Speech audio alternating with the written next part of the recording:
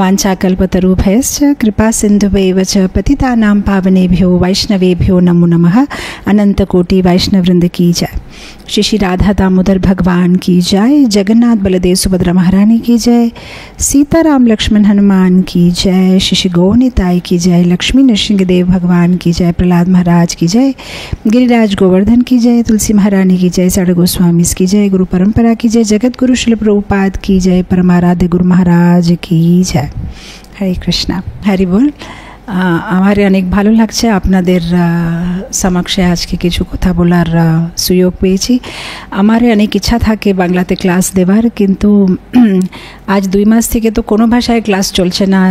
এখানে কিছু একটা স্কুল নিয়ে কিছু সমস্যা এসেছে। আমরা যে 12 বছর থেকে এখানে স্কুল চালাচ্ছি, সেই স্কুলটা আমাদের খালি করে নতুন বিল্ডিংয়ে আমরা শিফট হয়েছি। তো সেটা নিয়ে খুব বেশি কি বলে কাজের চাপ, আর হঠাৎ করে আমাদেরকে স্কুল শিফট করতে হলো। তো সাথে সাথে তো বিল্ডিং পাওয়া মুশকিল ছিল। তো অনেক কষ্ট করে আমরা এই অক্ষয় তৃতীয়াতে একটা ভালো বিল্ডিং পেয়েছি, আর সেখানে আমাদের পুরো স্কুল শিফটিং হয়েছে। তো লাস্ট 2 মান্থস থেকে ক্লাস দেওয়ার সময় নেই, একদম বিজি। এখন গিয়ে মানে স্কুলটা একটু সেট হয়ে গেছে। তো আমাকে টপিক প্রভু আজকে বলেছে বৈষ্ণব সদাচার। তো বৈষ্ণব সদাচার নিয়ে দেখি যত সম্ভব আমরা আজকে যতটুকু পারি, আবার কালকে কন্টিনিউ করব। তো আমি তো জানি না কি মানে কোন লেভেল ডিভোটিস আছে, নতুন ভক্তরা আছে না ইনিশিয়েটেড ডিভোটিস আছে, আমি কিছু ইনফরমেশন জানি না। আমি জেনারেলি একটা বৈষ্ণব সদাচার উপরে কথা বলবো। অবশ্য বৈষ্ণব সদাচার একটা এরকম টপিক আছে ভক্তি জীবনের কি বলে ভীতির মতন, ভীতি ফাউন্ডেশন। মানে সিনিয়র ডিভোটি হো, জুনিয়র হো, নতুন হো, অনেক বছর থেকে হো, আমরা প্রতি 1-2 বছরে এই বৈষ্ণব সদাচার টপিক নিয়ে যদি গম্ভীরে আলোচনা করি, ক্লাস শুনলে আমাদের একটা কি বলে রিফ্রেশ হয়ে যায় যে বৈষ্ণবের একটা আচার কিভাবে থাকতে হবে। পয়েন্টসগুলো খুব বেসিক আছে, কিন্তু অনেক সময় বেসিকেই ভুল হয়। আপনি দেখবেন না অনেক সময় ম্যাথস পরীক্ষাতে যারা ইন্টেলিজেন্ট স্টুডেন্টস ওরা প্রায় 100 আউট অফ 100 পায়, কিন্তু অনেক সময় যদি 94-95 পেয়েছেন, এটা না যে ওরা ফর্মুলা ভুলে গেছে, এটা না যে ওরা সাম করতে কিছু ভুল করেছে, মেবি জাস্ট বেসিক ক্যালকুলেশন, ও 2+2 কোথাও কিছু একটা ভুল হয়ে গেছে। সো এরকমে আমাদের ভক্তি জীবনের যে বেসিক প্রিন্সিপালগুলো মানে শুনতে খুবই বেসিক মনে হয়, খুবই মনে হয় যেটা নতুন ভক্তজনে, কিন্তু ওখানে আমরা ভুল করি। আমরা বেশি বড় ভুল তো করি না। ভক্তি জীবনে আসার পরে এরকম কেউ না যে মাছ খেতে আরম্ভ করে দেবে কিংবা কোনো একটা কিছু বড় ভুল করবে। আমরা ছোট ছোট ভুলই করি। এই ছোট ছোট ভুলই আমাদেরকে অনেক সময় ভক্তিপথ থেকে দূরে নিয়ে চলে যায়, কিংবা আমরা ভক্তিপথে আগে যেতে পারি না। যেরকম একটা বিল্ডিংয়ে যদি ভিত্তিটা ভালো না থাকে, বিল্ডিংয়ের উপরে যতগুলো ফ্লোর হোক, কোনো দিন বেশি জোরে হাওয়া ঝড় বৃষ্টি হলে পুরো বিল্ডিং ভেঙে যাবে, কিন্তু ভিত্তিটা স্ট্রং থাকলে বিল্ডিংটা স্ট্রং থাকবে। সো আমাদের যে বেসিক প্রিন্সিপাল, যে একটা বৈষ্ণব এর কথাবার্তা, এই বৈষ্ণবটা কীভাবে কথা বলবে, কিভাবে চলবে, হাঁটবে, হাসবে, বলবে, খাবে, ঘুমাবে, এগুলো সব খুব ইম্পর্ট্যান্ট আছে। যদি ওখানে উইদাউট মিস্টেক যদি কেউ ভালোভাবে ব্যবহার করতে পারবে, তাহলে ভক্তি জীবনে আগে যেতে পারবে। বাকিগুলো সব কিছু ইজি আছে। ভজন কীর্তনে পার্টিসিপেট করা, ভালো প্রসাদ খাওয়া, ষোলমালা করা, ওটাতে এত কষ্ট না।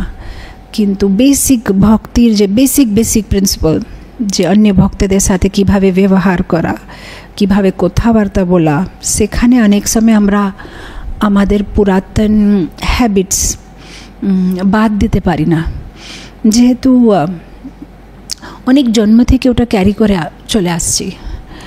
কেন এই যে শরীর আছে সেটা তো এইবারে এই জন্ম শেষ হলে এখানে ছেড়ে দেব, কিন্তু এই যে সূক্ষ্ম শরীরে যে মন বুদ্ধি অহংকার আছে, যেটা অনেক জন্ম থেকে সাথে নিয়ে আসছি, সেটার উপরে অনেকগুলো ইমপ্রেশন আছে। আর স্বভাব, আমাদের স্বভাব, ওগুলো চেঞ্জ করার উপরে খুব বেশি কাজ করতে হবে। যেহেতু এই ভৌতিক শরীর তো এখানেই ছেড়ে দেব, কিন্তু সূক্ষ্ম শরীর তো আমাদের সাথে যাবে।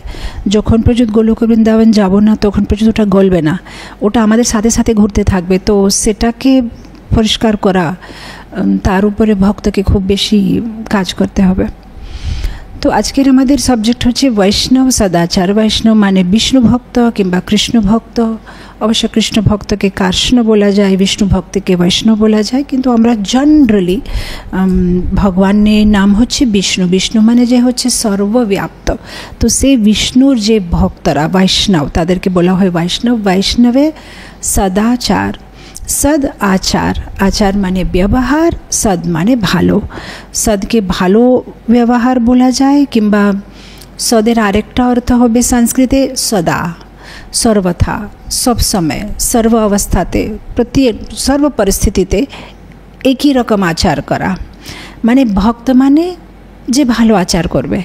আর সে ভালো আচারটা আজকে জুনে, কালকে জুনে, কোনো অনুষ্ঠানের জুনে, মন্দিরের জুনে না, সর্বথা সর্ব পরিস্থিতিতে যদি সেই রকম আচার করাকে বলে সদাচার কিংবা সত্য আচার।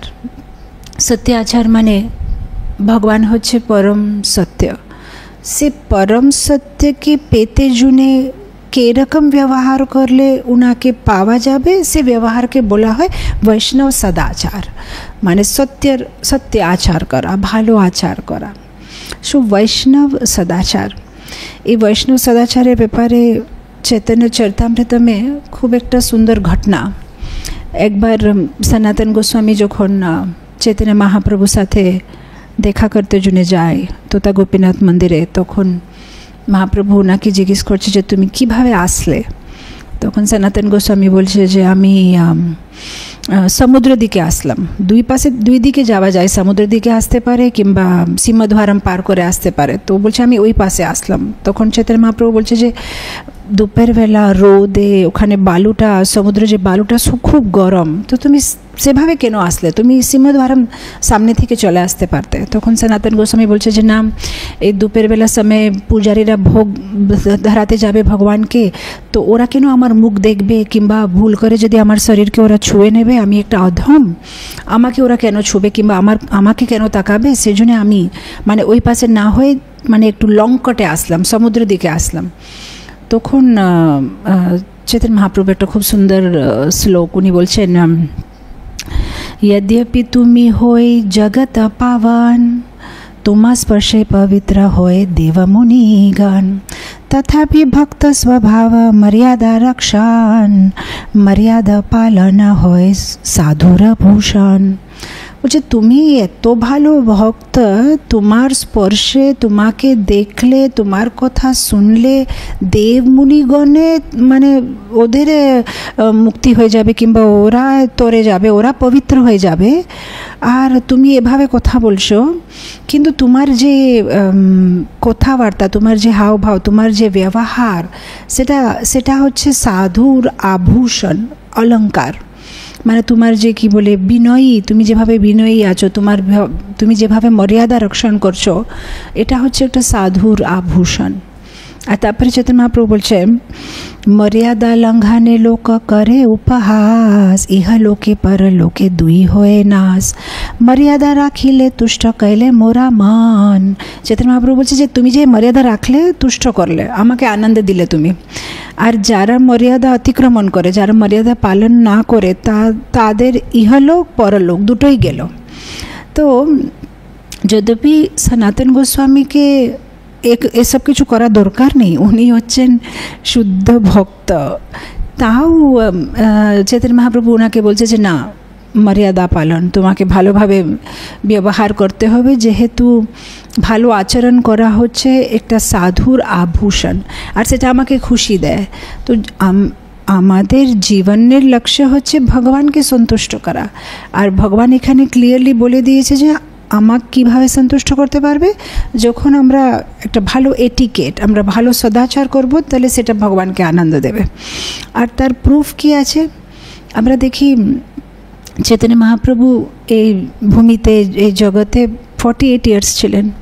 48 ইয়ার্সে উনি 24 ইয়ার্সে সন্ন্যাস নিয়েছেন। তার আগের সব নবদ্বীপের ঘটনা গেল। আর 24 ইয়ার্সে সন্ন্যাস নেওয়ার পরে জগন্নাথপুরী গেছেন। আর জগন্নাথপুরী পরে উনি সাউথ ইন্ডিয়াতে মানে দক্ষিণ ভারত যাত্রা করেছেন 6 বছর।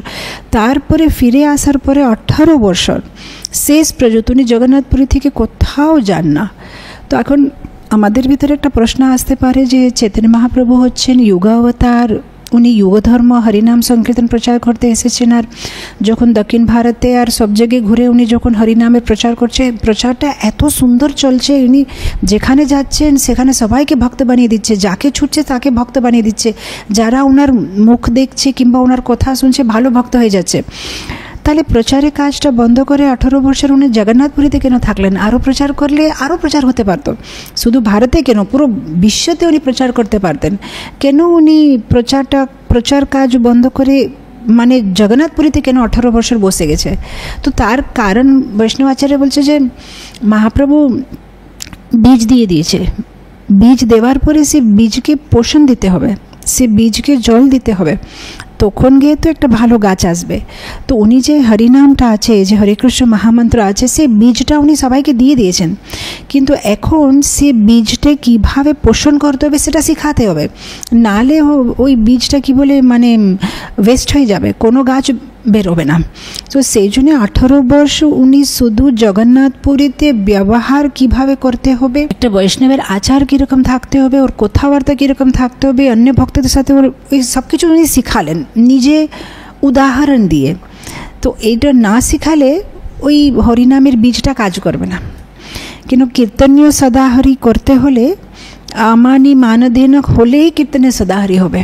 তো সেটা চৈতন্য মহাপ্রভু জানে বলে উনি শেষে শুধু বৈষ্ণব সদাচার উপরে মানে প্র্যাকটিক্যাল নিজের এক্সাম্পল দিয়ে ভক্তদেরকে উনি শিখিয়েছেন। তার মানে আমাদের এই গৌড়ীয় সম্প্রদায়ে সবথেকে ইম্পর্টেন্ট হচ্ছে আচার, বৈষ্ণব সদাচার। কীভাবে আমরা কথা বলছি, কিভাবে আমরা বিচার করছি, কিভাবে হাঁটছি খাচ্ছি, অন্য ভক্তদের সাথে কিভাবে কাপড় বেশভূষা, কিভাবে তিলক লাগাচ্ছি, প্রত্যেকটা জিনিস চৈতন্য মহাপ্রভু অন্য ভক্তের সাথে ব্যবহার করে আমাদেরকে শিখিয়েছেন।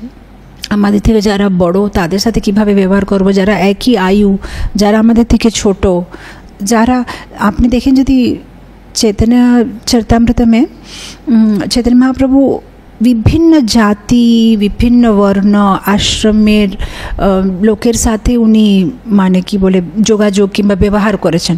আপনি দেখবেন একটা ক্ষত্রিয় রাজা প্রতাপরুদ্র মহারাজ, ওনার সাথে কীভাবে উনি ব্যবহার করে, একটা ক্ষত্রিয় সাথে, একটা ব্রাহ্মণ সাথে সার্বভৌম ভট্টাচার্য, একটা বৈশ্য কোলাবিচ শ্রীধর, উনি একটা বৈশ্য ছিলেন, একটা ব্রাহ্মণ, একটা বৈশ্য, একটা শূদ্র দুঃখী, শিবাস ঠাকুরের যে কাজ করার মেয়ে দুঃখী শূদ্র, তার সাথে কিভাবে ব্যবহার করতে হবে। কিংবা একটা গৃহস্থ, অদ্বৈত আচার্য হচ্ছেন একটা গৃহস্থ, নিত্যানন্দ প্রভু হচ্ছে একটা গৃহস্থের সাথে কিভাবে ব্যবহার করেছেন। কিংবা ব্রহ্মচারী রঘুনাথ ভট্ট, একটা ব্রহ্মচারীর সাথে কিভাবে ব্যবহার, একটা গৃহস্থের সাথে কিভাবে ব্যবহার, একটা বনপ্রস্থ সুবুদ্ধি রায়ের সাথে কিভাবে ব্যবহার করেছে, একটা সন্ন্যাসী প্রকাশানন্দ সরস্বতীর সাথে কিভাবে ব্যবহার করেছে, একটা আলাদা সম্প্রদায় বল্লভাচার্য, উনি একটা আলাদা সম্প্রদায়, ওনার সাথে কীভাবে ব্যবহার করেছে। যারা চৈতন্য মহাপ্রভুকে অনেক মান দিচ্ছে তাদের সাথে কীরকম, যারা নিন্দা করছে অমোঘা কিংবা ওনা ঈশ্বরপুরীর গুরু ভাই, মানে যারা সব রকমের লোকের সাথে কিভাবে একটা ভক্তের ব্যবহার থাকতে হবে, আদান প্রদান থাকতে হবে, সেটা চৈতন্য মহাপ্রভু ওনার নিজে জীবনে আচরণ করে শিখেছেন। সো গৌর আমার বললে নাহি চলে, গৌরে আচার গৌরে বিচার করলে ফল ফলে। তো মানে যদি আমরা জাস্ট বলি যে আমরা চৈতন্য মহাপ্রভুকে মানি বললে হবে না। চৈতন্য মহাপ্রভু মানলে না, চৈতন্য মহাপ্রভু কী বলে গেছেন, চৈতন্য মহাপ্রভু কীভাবে আচরণ করেছে, সেটা আমাদেরকে আমাদের জীবনে সেটা আচরণ করে দেখতে হবে।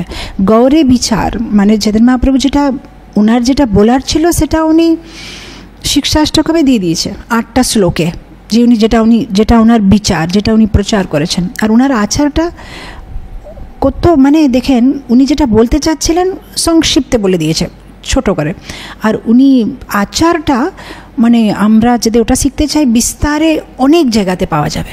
চৈতন্য চরিতামৃতম আছে, কৃষ্ণদাস কবিরাজ গোস্বামী, কিংবা চৈতন্য ভাগবত আছে, বৃন্দাবন দাস ঠাকুর, চৈতন্য মঙ্গল আছে, লোচন দাস ঠাকুর, চৈতন্য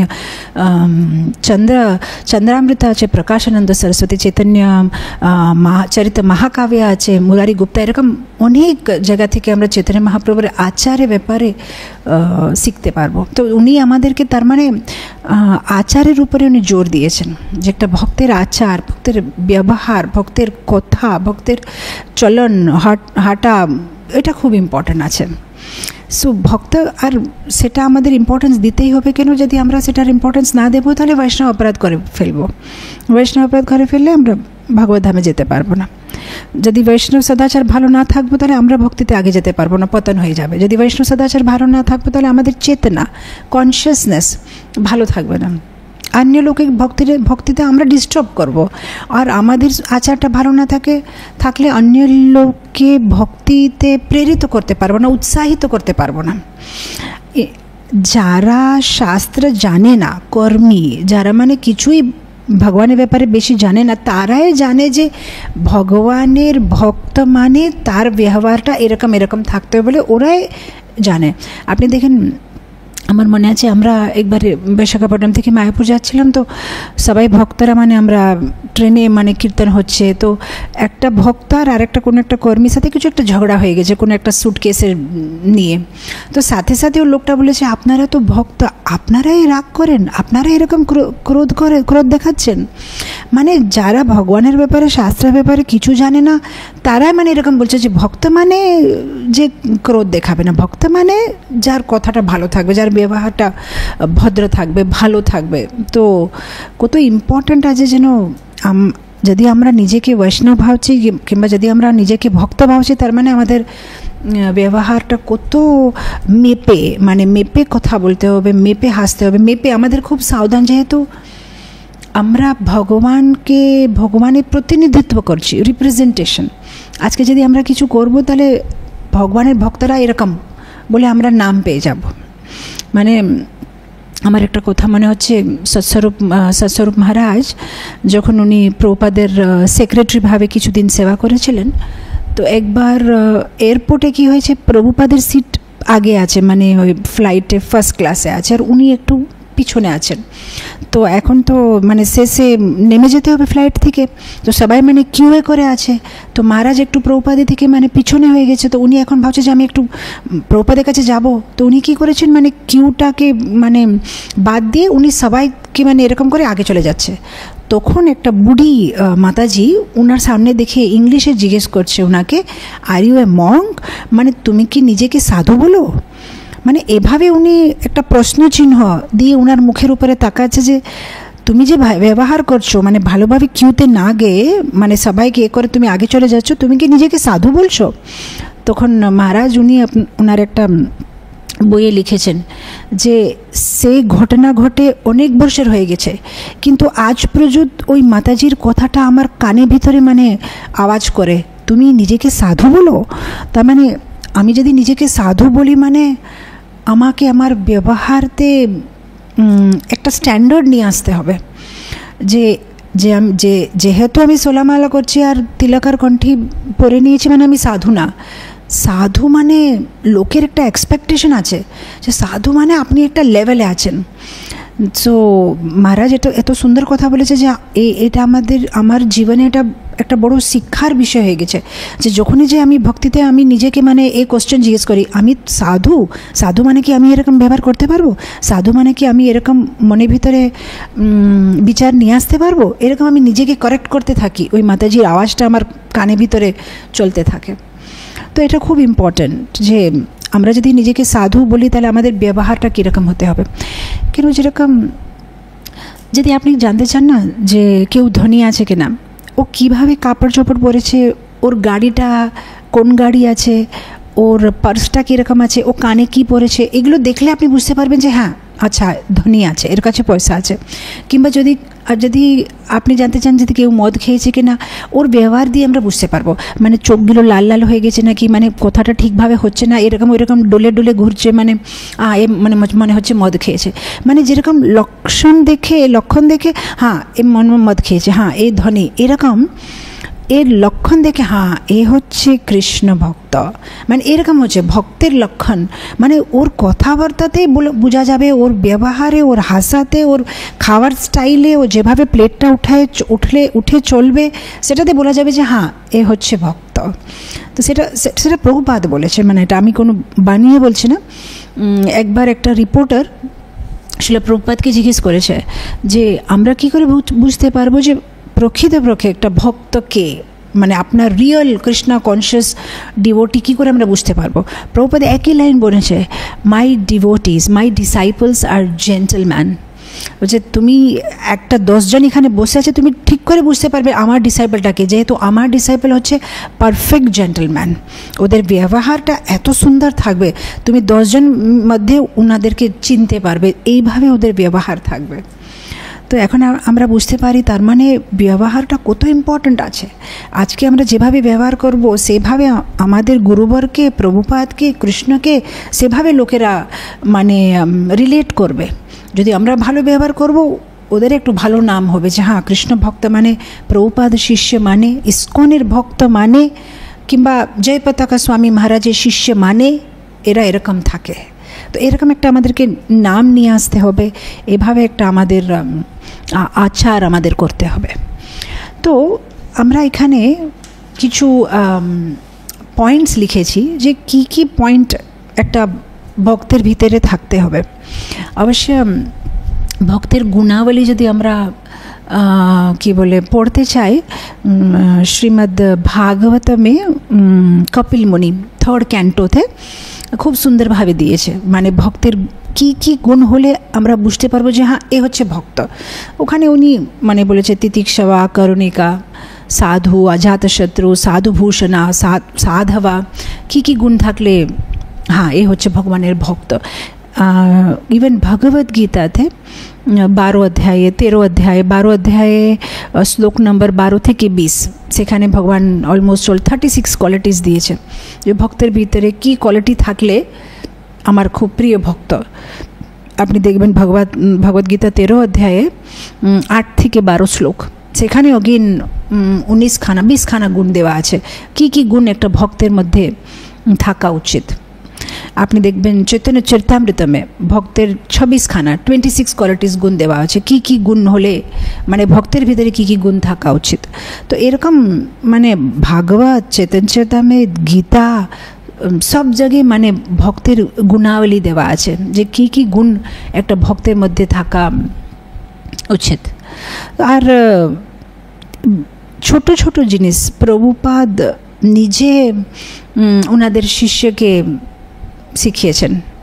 সো ভক্তের বৈষ্ণবের সদাচার মানে শুধু কাপড় চোপড় না, মানে ফিজিক্যাল, শারীরিকভাবে, মানসিকভাবে, ব্যবহার রূপে, শব্দ রূপে, কীভাবে উনি কথা বলছে, এ সব কিছু মিলে হচ্ছে বৈষ্ণব সদাচার। তো শারীরিকভাবে ভালো আচার থাকা মানে ক্লিন থাকা, ভক্ত মানে সবসময় ক্লিন থাকে, নিট অ্যান্ড ক্লিন। যেরকম প্রভুপাদ বলতেন ইংলিশে, first you dress then you address, কাপড় চোপড় নিট অ্যান্ড ক্লিন থাকা উচিত। ইভেন হাত ধোয়া কিংবা কি বলে, আমার একটা ঘটনা মনে হচ্ছে, ছোট জিনিস, একটা ভক্ত প্রভুপাদের রুমের সামনে বসে একটা সেবা করছিল, মানে কি বলে ওই যে পোস্ট কার্ড, আগেকার দিনে ওই স্ট্যাম্প লাগাতে হলো, আজকাল তো আমরা ইমেল পাঠিয়ে দিই, আমরা এখন ভুলে গেছি ওই সব কথা গেলো কোরিয়ার, কিন্তু আগেকার দিনে যে লেটার লিখবে, লেটারের উপরে একটা পোস্টাল স্ট্যাম্প দিতে হয়, 1 টাকা কিংবা 2 টাকার স্ট্যাম্প থাকে। তো এই ভক্তটা কী করছে, বিদেশি ভক্ত, আর ওটাতে ভিতরে একটু গম লাগানো থাকে, জাস্ট একটু মানে ওটাকে ভিজে দিলেই স্ট্যাম্পটা লেগে যায়। তো ভক্তটা কী করছিল, মুখে ভিতরে মানে জিভের উপরে ওই স্ট্যাম্পটা দিয়ে, জিভের স্ট্যাম্পটা দিয়ে মানে লেটারে লেখাচ্ছে, প্রপার যেগুলো মানে লেটার লিখেছে, জবাব লিখেছে, সেগুলো সব এনভেলপের ভিতরে দিয়ে জিভে করে স্ট্যাম্পটা লাগাচ্ছিল। তো প্রপার যখন বেরিয়েছে উনি খুব মানে রেগে গেছে, বলছে এটা তো মুচি, এরকম করতে নেই। তুমি একটা ছোট বাটিতে জল নাও, জলের ভিতরে ওটা ডোবাও, আর ডুবে ডুবে তুমি মানে স্ট্যাম্পটা লাগাও। তখন ও ভক্ত বলছে ঠিক আছে প্রভুপাদ, আমি জানি না, আমি এরকমই করব। তো বসে বসে মানে ওই স্ট্যাম্পটা লাগাচ্ছে, প্রভুপাদ চলে গেছে। কিছুক্ষণ পরে মানে প্রায় কাজটা শেষ হয়ে গেছে, লাস্টে একটা স্ট্যাম্প বেঁচেছিল। তখন ও ভক্তরা দেখছে বাটির ভিতরে জলটা শেষ হয়ে গেছে। এখনও ভাবছে যে একটা স্ট্যাম্পের জন্য আবার উঠবো, বেসিনের কাছে যাব, জলটা নেব, এত কাজ কে করবে একটা স্ট্যাম্পের জন্য? একটাই তো আছে। লাস্টে কী করেছে, আবার মুখের ভিতরে দিচ্ছে, মানে জিভের উপরে। যেই জিভের উপরে দিয়েছে, প্রভুপাদের রুমটার দরওয়াজা খুলেছে, প্রভুপাদ এসেছে। আর প্রভুপাদ ওকে দেখে বলছে যে তুমি আবার, তোমাকে এই বললাম আমি যে তুমি মুখে দেবে না, ওটা জলে দিয়ে করো। তখনও বলছে না না না, আমি জাস্ট যে লাস্ট বেঁচে গেছিলো। আর প্রভুপাদ শুনে নেই, উনি অনেক রেগে গেছে, বলছে যে তোমাদের হ্যাবিটগুলো চেঞ্জ হবে না, আমি তোমাকে বুঝালাম যে এটা মানে মুখে দিতে নেই, মানে জল দিয়ে করতে হবে। তো এরকম প্রভুপাদ ছোটো ছোটো জিনিস মানে যে ভক্তের জন্য খুব ইম্পর্ট্যান্ট। 3 বার স্নান করা, যে জায়গাটা আমরা থাকি সেটা পরিষ্কার রাখা, ইভেন একটা বেডশিট কিংবা একটা পিলো কাভার কিংবা যেখানে আমরা থাকছি, এগুলো সব ভক্তের লক্ষণ। ইনফ্যাক্ট সকালে ঘুম থেকে ওঠার পরে যদি আমরা নিজের ব্ল্যাঙ্কেট কিংবা নিজের যে চাদর, যে বিছানাটা, সেটা আমরা যদি ফোল্ড করে না রাখি, তাহলে মানে এটা কি বলে, তামসিক, এটা হচ্ছে তামসিক। তো আমরা যখনই উঠি সাথে সাথে মানে আমাদের বিছানাটা, যে চাদরটা নিয়েছি, সেটা আমাদের ভাঁজ করে রাখতে হবে। আর সেই জায়গাটা যেখানে আমরা রাধা গোবিন্দ মহারাজের একটা ক্লাস শুনছিলাম, উনি বলছিলেন যে সাথে সাথে আমাদের উঠার পরে যে জায়গাটা আমরা আছি সেটা আমাদের পোছা দিতে হবে, মানে সাফ করতে হবে, তারপরে স্নান করতে যেতে হবে। মানে আমাদের পরিষ্কার, মানে যে পুরো রাতে যে ঘুম হয়ে গেছে, এখন এই পুরো ডেড সেলস, যে ডেড থাকে বডির ভিতরে কিংবা বাইরে, মানে সব কিছু মানে ক্লিন করে দিতে হবে, তারপরে গিয়ে স্নান করতে হবে। তো যতটুকু আমরা পারি মানে ওটাকে আমাদের ফলো করতে চেষ্টা করতে হবে। আর যদি আমরা ওই ব্ল্যাঙ্কেটটা ফোল্ড না করি, ব্ল্যাঙ্কেট কিংবা বিছানা, বেডশিট, সেটা যদি আমরা এরকম করে রেখে দিই, তার ভিতরে নেগেটিভ এনার্জি থাকে। সো সে যদি আমরা পুরো জায়গাটা পজিটিভ করতে চাই, তাহলে সাথে সাথে মানে ওটা ভাঁজ করে রেখে দিতে হবে, সাথে সাথে জায়গাটা পরিষ্কার করতে হবে, তারপরে গিয়ে আমাদের স্নান করতে হয়। ইভেন কিচেনে যেরকম প্রভুপাদ শিখিয়েছেন যে ছোটো ছোটো জিনিস, যেটা যদি আলু ছিলেছেন, তো আলু ছিলার পরে যে কাঁচরা আছে সাথে সাথে মানে ডাস্টবিনে ফেলে দিলা, সাথে সাথে প্ল্যাটফর্মটা, প্রভুপাদ বলছে যে রান্নাঘরের ভিতরে যদি কেউ রান্না করছে আর সব কিছু খুব ডার্টি আছে, তার মানে ব্রাহ্মণ না, তার মানে শূদ্র। ব্রাহ্মণ এরকম রান্না করবে না, যে বোঝা যাবে যে কে ব্রাহ্মণ। মানে ও রান্না করতে করতেও মানে সব কিছু পরিষ্কার পরিচ্ছন্ন রাখবে, পুরো নিট অ্যান্ড ক্লিন রাখবে। ইভেন রান্না করতে সময় আমরা তো এখন করোনা দিয়ে মাস্ক দিচ্ছি, কিন্তু এমনি মাস্ক দেওয়া উচিত, মুখের ভিতরে থেকে যেন আমাদের থুক আছে কিংবা আমাদের কিছু, আমরা কথা বলতে বলতে কিছু একটা ভিতরে চলে যাবে, সেটা আমরা ভগবানকে ভোগ ধরাই। তো যত সম্ভব মানে মুখে একটা মাস্ক দেওয়া কিংবা মাথার উপরে একটা মাস্ক দেওয়া, যেন অনেক সময় মাতাজিদের চুল টুল পড়ে যায় ওই খাবার ভিতরে, আর সেটা আমরা ভগবানকে ভোগ লাগাই। তো কত ক্লিন থাকতে হবে, মানে স্নান টান করে মুখে মাস্ক দিয়ে, মাথার উপরে একটা মাস্ক দিয়ে খুব সুন্দরভাবে পরিষ্কারভাবে, আর শারীরিক পরিষ্কার তো আছেই, মনটায় পরিষ্কার।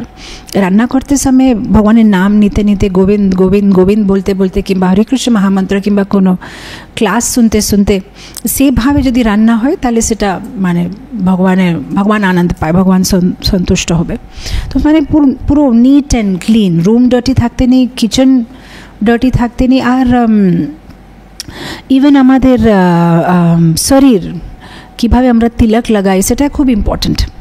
অনেক সময় আমরা জাস্ট এরকম করে স্পিডে করে চলে যাই, কিন্তু তিলক আমাদের সম্প্রদায়ের একটা রিপ্রেজেন্টেশন, সেটা মানে খুব পারফেক্টভাবে তিলক লাগাতে হবে। কান্ঠি, মালা ব্যাগ, আমার মনে আছে অনেক বছর আগের কথা, আমরা যখন এই জমিনটা নতুনভাবে পেলাম, তো সাথে সাথে একটা হোর্ডিং লাগিয়েছিলাম।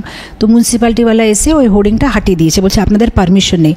তখন আমি গিয়েছিলাম একটা স্টেট অফিসার, যে এখানে একটা যে স্টেট প্ল্যানিং অফিসার থাকে, ওনার সাথে দেখা করতে। আমি ভাবছি আমি একা গেলে তো ভালো লাগবে না, 4-5টা ভক্ত, একটা রাধাকৃষ্ণ প্রেম আর কিছু প্রসাদ নিয়ে আমি গিয়েছিলাম।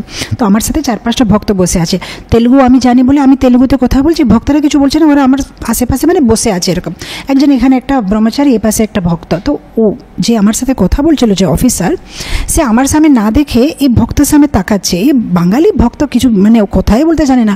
আমি ভাবছি যে কি তাকাচ্ছে। তখন আমি দেখলাম যে আমার পাশে যে ভক্তটা বসেছিল সে মালা ব্যাগটা খুব নোংরা ছিল, খুবই মানে একদম দেখতে মানে এত খারাপ। আর মানে ও অফিসারের চোখটা মানে ওই মালা ব্যাগ উপরে যাচ্ছে। তো তারপরে ও কিছু বলেনি, তা কিছু কথাবার্তা শেষ হওয়ার পরে আমরা ওকে ফটো দিলাম, দিলাম। তার অনেক দিনে পরে যখন আমার সাইটে এসেছে তখন কোথায় কোথায় বলল যে আপনার এই ভক্তটা আমি দেখলাম, ভক্ত মানে পরিষ্কার। তখন আমার মানে গায়ে লাগলো যে একটা বাইরে কর্মী লোকটা আমাদেরকে কিভাবে শুনিয়ে দিল যে। আর তখন আমি মনের ভিতরে ভাবছিলাম যে ও যেটা বলেছে সেটা ঠিকই বলেছে। কেন ও আমরা বলছি যে ভগবানের নাম আর ভগবানের রূপ আর ভগবানের কথা, ওটাতে কিছু অভিন্নত্বম নামই নেই, ওটার ভিতরে কোনো ডিফারেন্স নেই।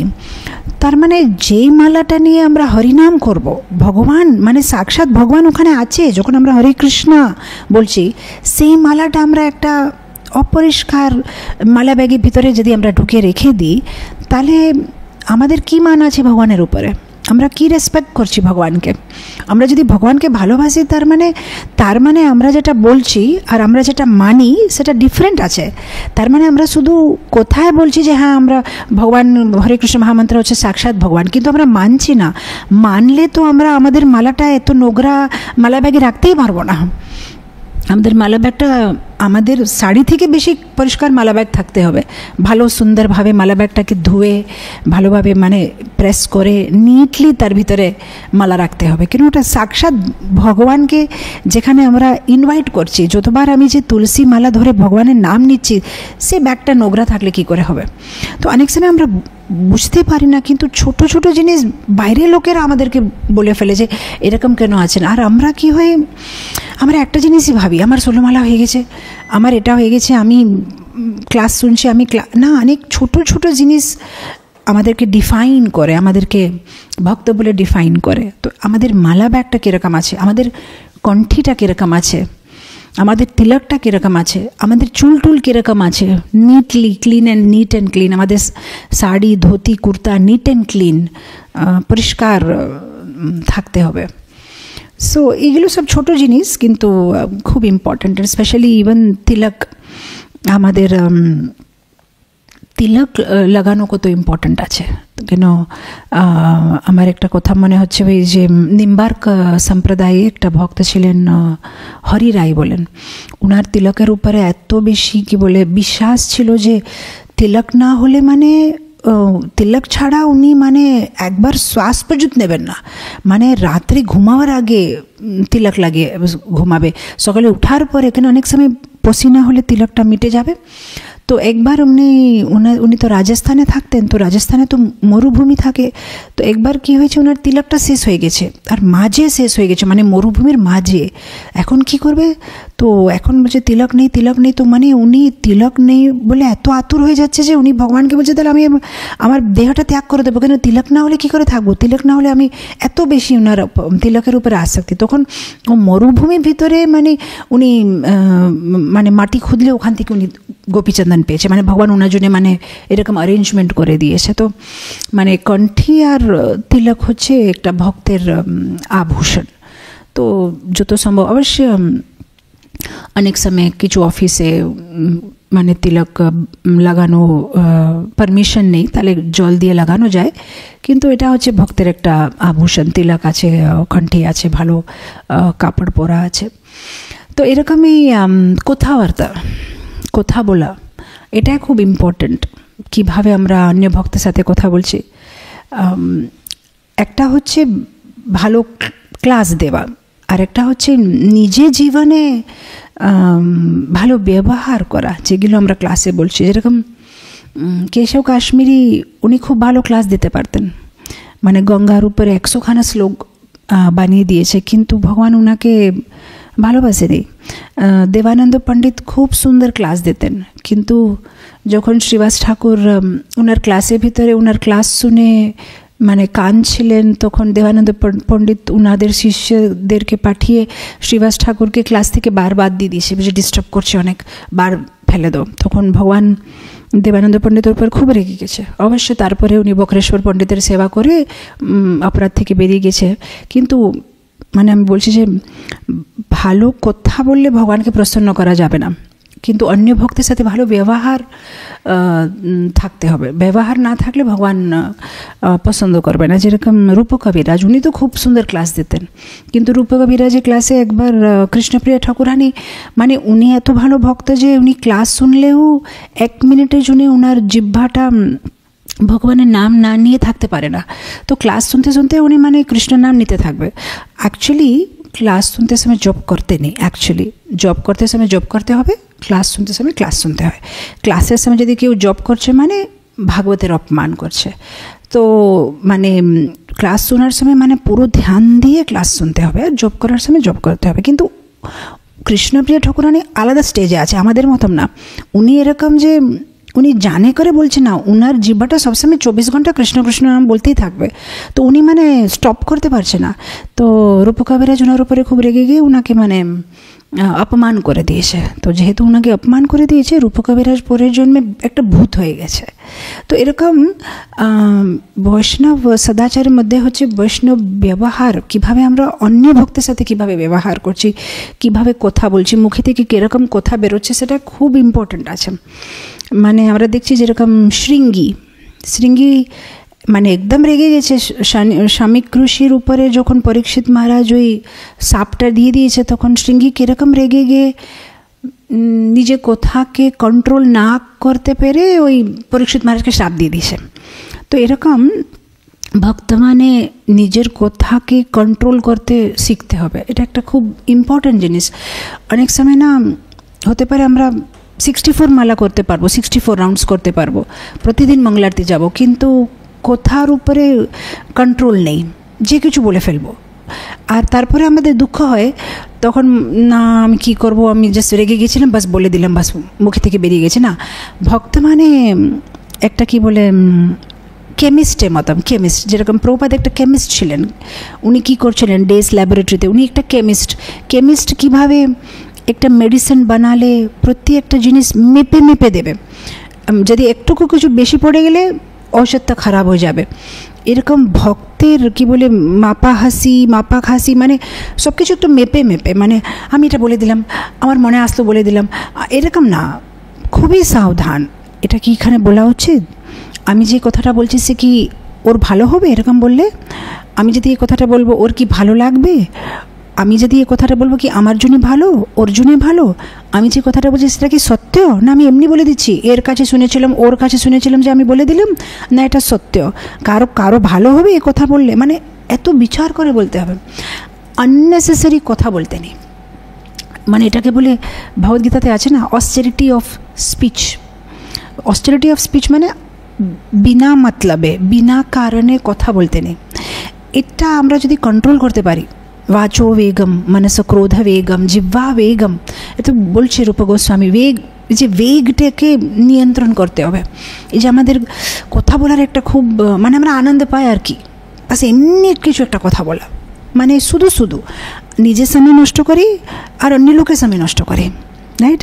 অনেক সময় আমি দেখি এমনি যদি আপনি কীরকম আছেন, আমি কীরকম আছি, আপনি কী খেয়েছেন, আমি কী না, একটু কিছু কথা বলতে হয়, কেন কি বলে প্রীতি লক্ষণ অন্য ভক্তের সাথে, কিন্তু তার ভিতরে কিছু মতলব থাকতে হবে। শুধু কথা বললে তার কোনো দাম নেই। যখন ভক্তের সাথে অনেক সময় যেরকম রূপ গোস্বামী বলেছে যে 6 রকমের যে আদান প্রদান আছে, আমরা কাউকে প্রসাদ খাওয়ালাম, কেউ আমাদেরকে ডাকলো প্রসাদ খাওয়ালাম, আমরা কাউকে গিফট দিলাম, ওরা আমাদেরকে গিফট দিল, আমরা কিছু কথা বললাম, ওদের কথা শুনলাম। সো এই কোন কথাটা শুনলাম সেটা খুব ইম্পর্ট্যান্ট। মানে আজ এই শাড়িটা আপনি কোথায় কিনেছেন, আমি এটা এখান থেকে কিনলাম, সে কথা বলছেন না রূপ গোস্বামী। উনি বলছেন কথা শোনা মানে আমি আজকে ভাগবতে এটা পড়লাম, তো আমার এটা মনে হচ্ছে, আপনার কি মনে হচ্ছে প্রভু? তো না আমি তো এটা পড়েছিলাম চিত্রকেতু ব্যাপারে, তো ওই কথাগুলো বলতে হবে। কিংবা মনের মধ্যে যদি আমার জব ভালো হচ্ছে না, আমি কি করব, সেই কথাগুলো বলতে হবে। তো এটা খুব ইম্পর্টেন্ট। আননেসেসারি কথা বলা, আননেসেসারি আর্গুমেন্ট করা। আমার মনে আছে আমরা একবার ট্রেনে যাচ্ছিলাম মায়াপুরে, তখন আমরা কীর্তন করছি ট্রেনে। তো একজন মাতাজি খুব রেগে গেছে, বলছে আপনি সকলে সকলে এরকম কীর্তন করলে হবে। তখন আমি অন্য কম্পার্টমেন্টে আছি, মানে আমি জাস্ট হাঁটে হাঁটে দেখছি সব ভক্তরা কী করছে, আর এখানে কীর্তন হচ্ছে। আরে মাতাজি রেগে যাচ্ছে, তো আমাদের ভক্তরা কীর্তন বন্ধ করছে না। তো আমি বললাম যে ছেড়ে তো, বন্ধ করো। বলছে মাতাজি আমরা হচ্ছে হরিনাম, গোলকের প্রেমধন হরিনাম সংকীর্তন, ওর ভালো হবে, ও এখন রেগে যাচ্ছে, ও বুঝতে পারছে না, কিন্তু পরে ওর ভালো হবে, সেজন্য আমরা ওর কথা শুনছি না, আমরা করছি। আমি বললাম না না না, এক্ষুনি বন্ধ করো কীর্তন, এরকম করবে না। কেন হতে পারে আমরা ভাবছি যে ওর ভালো হবে, কিন্তু ব্যবহার জিনিসটা এরকম না যে কেউ আমাদেরকে দেখে বলে যে এরা কারো কথা শোনে না, এরা যেটা ইচ্ছা করে, এদের কোনো ম্যানার্স নেই, এরকম নাম নিয়ে আসতে নেই আমাদের সংস্থার জন্যে, ইসকনের জন্যে, প্রভুপাদের জন্যে। খুব কেয়ারফুল হতে হবে আমরা কীভাবে আননেসেসারি ওদের সাথে। তখন আমরা একটাই বললাম, আমি বললাম ঠিক আছে জোরে জোরে করবে না, তোমরা করো কীর্তন, ঠিক আছে করতালটা সাইডে রেখে দাও, একটু একটু করে করো, অন্য প্যাসেঞ্জারদের ডিস্টার্ব করবে না। ওদেরকে যদি তোমরা বুঝিয়ে বলতে পারো তাহলে ঠিক আছে, কিন্তু মানে ওরা ঘুমাচ্ছে সকালবেলা আর আমরা জানে করে এরকম করলে ওরা কোনোদিন ভক্তিতে আসবে না। আমাদের ছোট ছোট জিনিস কাউকে ভক্তিতে নিয়ে আসতে পারবে, আমাদের ছোট ছোট জিনিস কাউকে ভক্তি থেকে দূরে করে দিতে পারবে। ব্যবহার জিনিসটা এত ইম্পর্ট্যান্ট আছে, মানে যেভাবে আমরা বলি না ভালো প্রসাদ হলে ভক্ত বানাতে পারবো, ভালো ক্লাস দিলে ভক্ত বানাতে পারবো, ভালো, হ্যাঁ এরকমই ভালো ব্যবহার করলে আরও অনেক ভক্ত বানাতে পারবো। ক্লাসে থেকে বেশি হচ্ছে ব্যবহার, মানে ভাগবত ক্লাস দেওয়ার পরে যে আপনি আপনার যে ভাগবত ক্লাস চলে, মানে যেভাবে আপনি কথা বলেন হাঁটবেন, সেটা অনেক ভক্ত বানিয়ে দেবে। কিন্তু যদি আমাদের ব্যবহারটা ভালো না থাকলে আমরা যতই ভালো ক্লাস দিই, ভক্তরা মানে কি বলে ভক্তিতে উৎসাহিত হবে না। ওরা বুঝে যাবে যে হ্যাঁ ক্লাসে অন্য কিছু বলছে, কিন্তু এমনি দেখলে তো অনেক মানে রেগে থাকে, ব্যবহারটা ভালো নেই, ভালোভাবে কথা প্রযোজ্য বলে না। তো মানে দুটোর একটা কি বলে ব্যালেন্স করতে হবে। তো আননেসেসারি আর্গুমেন্ট কারোর সাথে করতে নেই, ভক্ত মানে আননেসেসারি আর্গুমেন্টে যাবে না। এটা না যে ভক্ত কি বলে কম্প্রোমাইজ করবে না, কি বলে একটা কি আছে, প্রীতিপূর্ণ ব্যবহার আর যুক্তিপূর্ণ প্রচার। ব্যবহারটা প্রীতিপূর্ণ আর যুক্তিপূর্ণ প্রচার। এমনি কারোর সাথে ঝগড়া করে নিলাম, আমি ভক্ত বানাতে চাই মাতাজি সবাইকে, আমি ভক্ত বানাবো, না না, ব্যবহারটা প্রীতি থাকতে হবে, যুক্তিপূর্ণ, তোমাদের ভালো বিচার করে ইন্টেলিজেন্টলি প্রচার করতে হবে, এমনি এমনি না। যেরকম চৈতন্য মহাপ্রভু সার্বভৌম ভট্টাচার্যের সাথে 7 দিন কিছুই কথা বলেনি, ও যেটাই বলতে থাকছে, উনি খুব সুন্দরভাবে বিনয়ী হয়ে শুনছে। বিনয়ী হয়ে শুনে কি করেছেন, উনার হৃদয়টা জিতে নিয়েছে। সার্বভৌম ভট্টাচার্য ভাবছে আরে কত সুন্দর এই সন্ন্যাসীটা, কিচ্ছু বলছে না, বাস শুনছে। তারপরে শেষে বলেছে তুমি কিছু বুঝতে পারছো কেন আমি কি বলছি? তখন কিভাবে ফটাক করে জবাব দিয়েছে যে বেদান্ত হচ্ছে খুব ক্লিয়ার, সূর্যের মতন, কিন্তু তুমি হচ্ছে মেঘের মতন, সূর্যকে কভার করে দিয়েছ। মানে যুক্তিপূর্বক প্রচার, এটা না যে চৈতন্য মহাপ্রভু আমাকে বিনয়ী থাকতে হবে, এটা কিভাবে বলবো সেজন্য মেনে নিয়েছে না। যেখানে বিনয়ী থাকতে হবে সেখানে বিনয়ী থাকতে হবে, যেখানে বলতে হবে সেখানে বলতে হবে। প্রকাশানন্দ সরস্বতী আর সব সন্ন্যাসীদের সাথে যখন চৈতন্য মহাপ্রভু দেখা করতে গেছে, তখন উনি একটা যেখানে সবাই পায়ে ধুচ্ছে সেখানে বসে গেছে, এত বিনয়ী। কিন্তু তারপরে যখন প্রকাশানন্দ সরস্বতীর সাথে কথা বলেছে, তখন চৈতন্য মহাপ্রভু কম্প্রোমাইজ করেনি, যেটা বলার আছে সে ঠিক বলে দিয়েছে। চৈতন্যের চরিতামৃতমে আপনি দেখবেন জগন্নাথপুরীতে তখনকার দিনে যারা মুসলিম তাদেরকে জগন্নাথপুরী টেম্পলের ভিতরে প্রবেশ বর্জিত, মানে ওরা যেতে পারবে না। চৈতন্য মহাপ্রভু ছিলেন ভগবান, উনি যদি যেতেন জগন্নাথ পুরীর যে মন্দিরে পাণ্ডাদের সাথে ঝগড়া করতে পারতেন, তুমি কেন যেতে দেবে না সনাতনকে, হরিদাস ঠাকুরকে, ওরা যাবে ভিতরে দর্শন করতে জন্য, তোমরা এরকম কেন করছো, ভগবান হচ্ছে সবাই জন্য, জাতি ভেদ করতে নেই, কিছু বলে নেই। চৈতন্য মহাপ্রভু চুপ থেকেছে, মানে যেখানে যেটা যখন দরকার আছে, সেটা হচ্ছে ভক্তের মানে কি বলে বুদ্ধি। আননেসেসারি কারোর সাথে ভক্ত প্রচারের নামে ঝগড়া করবে না, আমাকে প্রচার করতে বলে আমি ঝগড়া করবো, আমি যেটা ইচ্ছা বলে ফেলবো। খুব স্মার্ট থাকতে হবে ভক্তকে, কিভাবে কথা বলতে হবে, আননেসেসারি কারোর সাথে আর্গুমেন্ট করতে নেই। সাত্বিক থাকতে হবে, মেন হচ্ছে।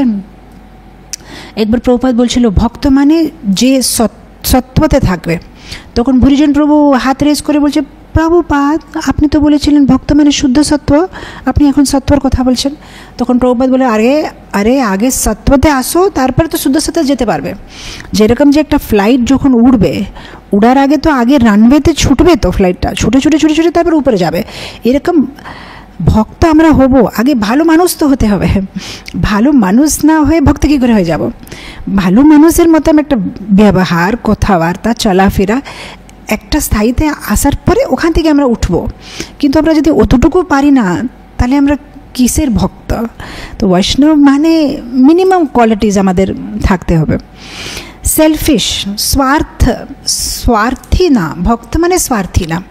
ছোটো ছোটো জিনিস আমি দেখি অনেক সময়, মানে আমি যেগুলো বলছি অন্যান্য ভক্তের যে সমস্যাগুলো সে শুনে শুনে বলছি, কোথায় কোথায় আমাদের যে ভুল হয়।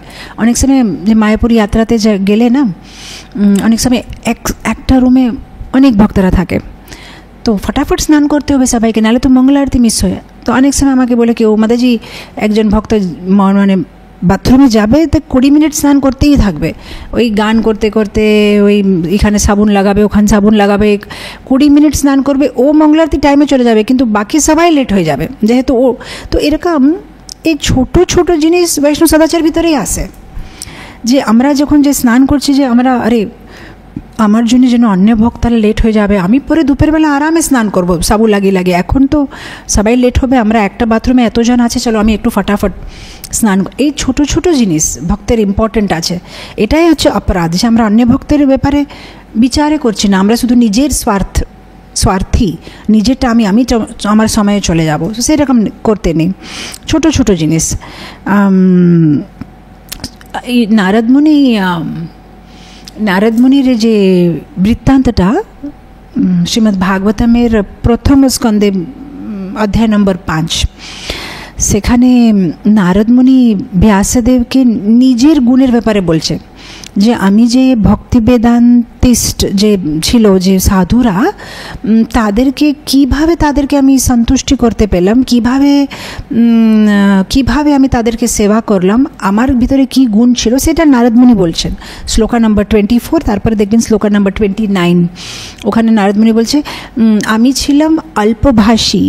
মানে নারদ মুনি বলছে যে আমি বেশি কথা বলতাম না, মানে এমনি বাজে কথা কিংবা কোনো এমনি কিছু গল্প না, তো আমি অল্পভাষী ছিলাম।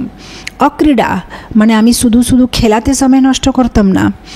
আর আমি দুষ্ট ছিলাম না, নটি ছিলাম না, মানে আমি কি বলতে আমি ওবিডিয়েন্ট ছিলাম, আমি খুব ওবিডিয়েন্ট ছিলাম। এরকম সব মানে নারদ মুনি নিজের গুণ বলছে, যে আমার ভিতরে কী গুণ ছিল, যে এই সাধুরা আমার উপরে খুশি হয়ে আমার উপরে কৃপা করেছে। তো এই গুণগুলো ভক্তের ভিতরে।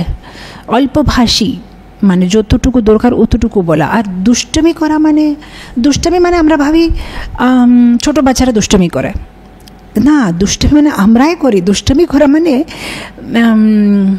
যেরকম আমাদের দুষ্টমি কীরকম, যেরকম একটা স্কুলের বাচ্চারা দেখবেন আপনি, যখন টিচার থাকে স্কুলে ক্লাসরুমের ভিতরে, এত সুন্দরভাবে বাচ্চারা মানে ব্যবহার করবে, এস টিচার বলবে, যেই টিচারটা চলে যাবে সেই আওয়াজ করবে। এরকম আমাদের স্বভাব আর আমাদের ব্যবহারটা এরকমই।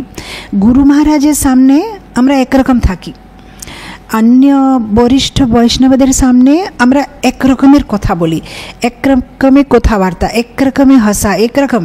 কিন্তু যেই কেউ থাকবে না, শুধু আমাদের ভক্তরা মানে যাদেরকে আমরা মানে আমাদের বন্ধুর মতন, আমাদের ব্যবহারটা সম্পূর্ণ আলাদাভাবে হয়ে যায়। কিন্তু এরকম না, আমাদের সবসময় একই ব্যবহার, সদা একই ব্যবহার রাখতে হবে। মানে অন্য ভক্তদের সাথে কথা বলতে সময় আমাদের এরকমই ভাবতে হবে যে হ্যাঁ, আমার গুরু মহারাজ এখানে আছে যদি, তাহলে আমি কিভাবে কথা বলবো, সেভাবেই কথা বলতে হবে। ইভেন নাম ডাকা, সেটাতে খুব মানে যেরকম গুরু মহারাজ কার নাম দিয়েছিলেন পদ্মলোচন, তো পদ্মলোচন প্রভু। আমরা অনেক সময় দেখি ভক্তের মধ্যে যেখানে কিছু একটা নাম বলে ডেকে দেবে, আমি ওকে খুব ভালোভাবে জানি না, এরকম না। বৈষ্ণব সদাচার মানে খুব মান দিয়ে প্রভু বলে ডাকা, ভালোভাবে নাম উচ্চারণ করে ডাকা, এই ছোটো ছোটো জিনিসে খুব ইম্পর্ট্যান্ট আছে। কেন অন্যেরা দেখবে আমাদের ব্যবহার, আর ওরা শিখবে আমাদের কাছে। আমাদের স্কুলে যে টিচার্স আছে, যে আমার নিচে কাজ করে স্কুলে, আমার থেকে বয়সে ছোট আছে কেউ, কিন্তু তাও আমি কোনোদিন ওদেরকে মানে নাম দিয়ে ডাকি না, মানে ওনাদের পুরোভাবে মানে ওনার নাম বলে টিচার বলে আমি ডাকি। অ্যাকচুয়ালি অ্যাজ এ প্রিন্সিপাল আমার দরকার নেই, আমি ওদের নাম দিয়ে ডাকতে পারি। তাও আমি আমার স্কুলে এটা সিস্টেম রেখেছি, আমি ওদেরকে মান দিয়েই ডাকবো। তাহলে কি হয়, যে আয়ারা আছে, বাচ্চারা আছে, অন্য পেরেন্টস আছে, সে দেখবে হ্যাঁ ম্যাডাম নিজে ওনাদেরকে এরকম ডাকছে, তার মানে আমাদেরকে এরকমই ডাকতে হবে। এটা খুব ইম্পর্ট্যান্ট। আমরা যেভাবে ব্যবহার করব আমাদের নিচে যারা থাকবে তারা সেভাবে শিখবে। তো সেই জন্য আমাদের খুব কেয়ারফুল থাকতে হবে। ইভেন নাম ডাকা, কাউকে কীভাবে আমরা মানে এই করছি, প্লুরাল আমি এটা বাংলাতে বলতে পারছি না, কিন্তু মানে যেরকম হিন্দিতে তু তা করে ডাকে সেরকম না, মানে সবাইকে মানে একটু আপনি বলে কথা বলা, এটা খুব ইম্পর্ট্যান্ট। ছোটো জিনিস কিন্তু এটা খুব ইম্পর্ট্যান্ট। তারপরে হচ্ছে ইভেন ছোটো জিনিস যেরকম প্রভুপাদ একবার বলছিলেন যে স্ল্যামিং ডোরস, মানে ধরেন আমি আপনার সাথে কিছু কথা বলতে আসলাম, তারপর আমি এখন আরেকটা রুমে যাব, আরেকটা ঘরে যাব, তো এই ঘর থেকে ওই ঘরে যাওয়ার পরে যখন ডোরটা, দরওয়াজাটা, সেটা আমি কীভাবে বন্ধ করছি সেটা দেখাবে আমার স্বভাবটা কীরকম, আমার লক্ষণটা কীরকম। যদি ঢাম করে দরওয়াজাটা মানে বন্ধ করে চলে গেলাম, মানে স্ল্যামিং বলে, যেটা ইংলিশে বলে স্ল্যামিং দ্য ডোর, মানে ঠুক করে একদম, সেটা প্রভুপাদ মানে অনেক রেগে যেতেন যে না, ডোরটা তুমি কীভাবে বন্ধ করছো সেটাই মানে তুমি ব্রাহ্মণ না শূদ্র বোঝা যাবে। মানে একটা ব্রাহ্মণ মানে ডোরটায় খুব সুন্দরভাবে বন্ধ করবে। তো এইসব ছোটো ছোটো জিনিস কিন্তু খুবই ইম্পর্ট্যান্ট। যে একটা দরওয়াজা যে আমরা বন্ধ করব সেটা আমাদের মানে সেটা দেখাচ্ছে যে আমরা কোন মোড়ে আছি, সত্ত্বা, রজস না তামাস। সত্ত্বগুণে সব কিছু সত্ত্বগুণে থাকবে। একটা দরওয়াজা বন্ধ করা সত্ত্ব, একটা বসবো উঠবো সত্ত্বগুণে, একটা ফোনে কথা বলবো সেটা সত্ত্বগুণে, যে চিল্লে মানে কি বলে জোরে জোরে চিৎকার করে কথা বলা ফোনে, জোরে জোরে হাসা, মানে এটা আমি বানিয়ে বলছি না, এটা হরিভক্তি বিলাসে আছে, আপনি পড়তে পারবেন। ইভেন হাসিটা স্পেশালি মাতাজিস যখন হাসবো, দাঁত দেখাতে নেই, এগুলো সব লেখা আছে কিন্তু মহাভারতে আছে। আর মানে আমি কিছু নিজে বানিয়ে বলছি না, সব কিছু আছে লেখা, মহাভারতে লেখা আছে যখন মাতাজিরা মানে হাসলে দাঁত যেন না দেখান, মানে এভাবে গ্রেসফুলি হাসতে হবে। আর যখন আমরা হাসবো এত জোরে হাসতে নেই যে 10 জন আমাদের সামনে দেখবে, এটা খুব প্লেজেন্টলি, মানে কেউ মনা করছে না, মানে আমরা আনন্দে মানে হাসতে পারবো, কিন্তু হাসিটা এরকম থাকতে হবে যেন অন্য লোকেরা ডিস্টার্ব। যেরকম দেখবেন অনেক লোক এরকম হাসবে যে পুরো মানে ওখানে সবাই ওদের সামনে তাকাবে, এত জোরে জোরে হাসবে। হাসাটাই খুব পারফেক্ট থাকতে হবে, যে মানে খুব গ্রেসফুলি আর কম আওয়াজ করে। তারপরে জিনিসগুলো নেওয়া, মানে আমি জানি এরকম কেউ করে না, কিন্তু ধরেন যদি কারো কিছু গামছা নিয়ে নিল, মানে এটা ব্রহ্মচারী আশ্রমে হতে পারে, এমনি হবে না, কিন্তু বলছি কারো কিছু, কেউ কারো ছাপ্পল পরে নিল, কেউ কারো কিছু, এটা আমাদের খুব সাবধান থাকতে হবে। ছোটো ছোটো জিনিস মানে বৈষ্ণব সদাচার মানে অন্য লোকের জিনিস না জিজ্ঞেস করে নেওয়া, এটা ঠিক না। এটা অনেক সময় ব্রহ্মচারী আশ্রমে কিংবা অন্য হতে পারে এটা, তো এটা খুব সাবধান, মানে কেউকে না জিজ্ঞেস করে কারো জিনিস নিয়ে নেওয়া, কাউকে কষ্ট দেওয়া, কাউকে ডিস্টার্ব করা, এগুলো আমাদের দেখতে হবে। আর যে ছোটো ছোটো জিনিস তে কী বলে এটা আমাদের ক্যারেক্টারকে বুঝাবে, যে অন্য কেউ যদি অন্য মন্দির থেকে আমাদের মন্দিরে এসেছে, এইগুলো সব ছোটো জিনিসে ওরা বুঝতে পারবে যে এটা এদের কীরকম ট্রেনিং আছে। তারপরে রাগ দেখানো, আমরা যতবার রাগ দেখাই অতবার আমরা যে যতটুকু জব করেছি না, তার যেরকম আগেকার দিনে লোকেরা তপ করতো, তো ওদের একটা তপবল থাকতো, এরকম আমরা যে জব করছি এটা হচ্ছে একটা তপ। আর আমরা যত দিন যাচ্ছি আমরা জব করছি, আমাদের একটা জপের বল তৈরি হচ্ছে, কিন্তু যখন আমরা রাগ করি তখন পুরো জপের ফলটা চলে যায়। তো রাগ করতে নেই। আমরা দেখি যে বিশ্বামিত্র এত তপস্যা করেছে, কিন্তু রম্ভার উপরে রাগ করেছে, পুরো তপবল শেষ। দুর্বাসা মুনি এত তপ করছে, কিন্তু অম্বরীশ মহারাজের উপর রাগ দেখালো, পুরো তপবল শেষ। আর দুর্বাসা মুনি তো অনেক তপ করছে, একবার তপ শেষ হলে আবার জপ করছে, আবার তপস্যা করে, আরেকবার শ্রাপ দিতে থাকছে ওনার ভিতরে। আমাদের জপই এতটুকু, কষ্টে কষ্টে 16 মালা করি, ওটার উপরে যদি আমরা রাগ করে দেব তাহলে মানে সব কিছু লিক হয়ে যাবে। যেরকম কোনো একটা ওয়াটার ট্যাঙ্কের ভিতরে জল আছে, কিন্তু ট্যাঙ্কের ভিতরে ফোঁটা থাকলে কি হবে, ট্যাঙ্কে যতই জল দিতে থাকেন আপনি, ওই জলটা বেরিয়ে যেতে পারবে, বেরোতে থাকবে। এরকম আমরা এত কষ্ট করে যে ষোলমালা করছি, এত কষ্ট করে যে একাদশী করছি, এত কষ্ট করে যে আমরা একটা পুণ্যে জমা করছি, তাই হঠাৎ করে কোনো ভক্তের উপরে রেগে কথা বলে দিচ্ছি, ওই পুরো পুণ্য বলটা বেরিয়ে যাচ্ছে। তো খুব সাবধান থাকতে হবে, আমাদের কারো উপরে রাগ করতে নেই। আরেকটা জিনিস হচ্ছে নিজের ব্যাপারে বড় করে বলা, মানে নিজেকে খুব বড় মহান, আমি তো এত বই ডিস্ট্রিবিউশন করেছি, আমি তো এটা করেছি, আমি তো সেটাই মানে কি বলে আমাদের সুকৃতি চলে যায় যদি আমরা কাউকে বলে ফেলি। আননেসেসারি নিজের ব্যাপারে বেশি করে বলতে নেই, সেটা মানে বৈষ্ণব সদাচারের একটা অঙ্গ। খুব বিনয়ী থাকতে হবে। আর তারপরে চুরি করা মানে অনেক সময় এই গমছা চপ্পল ব্যাটারি না চুরি করলেও অনেক সময়, যেরকম একটা ছোট আমি এক্সাম্পল দিচ্ছি, আমাদের মন্দিরের কাছে অন্যান্য ইন্ডিপেন্ডেন্ট হাউস আছে। অনেক সময় ভক্তরা কীভাবে যে একটু যদি ওখান থেকে ফুল নিয়ে নিলাম কী হয়ে গেল, ভগবানের সেবাতে ব্যবহার করছি, আমি নিজের জন্য নিচ্ছি নাকি, ভগবানের সেবা জন্য। কিন্তু এটা ছোট জিনিস হতে পারে, কিন্তু আমাদের কি বলে ভক্তের ইমপ্রেশনটা খারাপ হয়ে যায়। সো বেটার জিজ্ঞেস করে নিতে হবে যে আপনাদের বাগানে সুন্দর ফুল আছে, আমাদের রাধা দামোদর আছে, আমরা কিছু ফুল নিতে পারি। যদি ও বলবে না, যে না আমি দিতে চাই না, তাহলে আমাদের এটা না যে ভোরবেলা গেলাম আর কিছু ফুলটে নিয়ে আসলাম। এর ছোট জিনিস, কিন্তু যার বাড়ি থেকে আমরা এরকম করে নিয়ে নিচ্ছি তারা মানে কোনোদিন ভক্তের উপরে বিশ্বাস রাখবে না। এই ছোট ছোট জিনিস, যেরকম আমরা অনেক সময় যেরকম বুক ডিস্ট্রিবিউশনে যাই, অনেক সময় কী হয় বুক ডিস্ট্রিবিউশনে যে কিছু পয়সা মানে আমাদের মানে কি বলে বই ডিস্ট্রিবিউশন করে আমরা একটা পকেটে রাখি, কিছু আমাদের নিজের পয়সা থাকতে পারে, কেন আমরা কিছু জুস খেতে জন্য নিয়ে এসেছি। অনেক সময় এই পয়সা ওই পয়সাটা মিক্স হয়ে যায়, অনেক সময় ভুল করে যদি 10 পয়সা এখানে সেখানে হয়ে যায়, সেটাই খুব ডেঞ্জার আছে। কেন ভগবানের পয়সাকে বলে ব্রহ্মস্পদ মানে ভগবানের পয়সা হচ্ছে আগুনের মতন। যদি ভুল করে ভগবানের অ্যাকাউন্টস থেকে পয়সা 2 পয়সা আমাদের পকেটে আসলে এটা অনেক বড় প্রবলেম, অনেক বড় ডেঞ্জার হয়ে যাবে আমাদের জীবনে। তো ওটা আমাদের খুব সাবধান আর খুব ট্রান্সপারেন্ট থাকতে হবে পয়সার ব্যাপারে।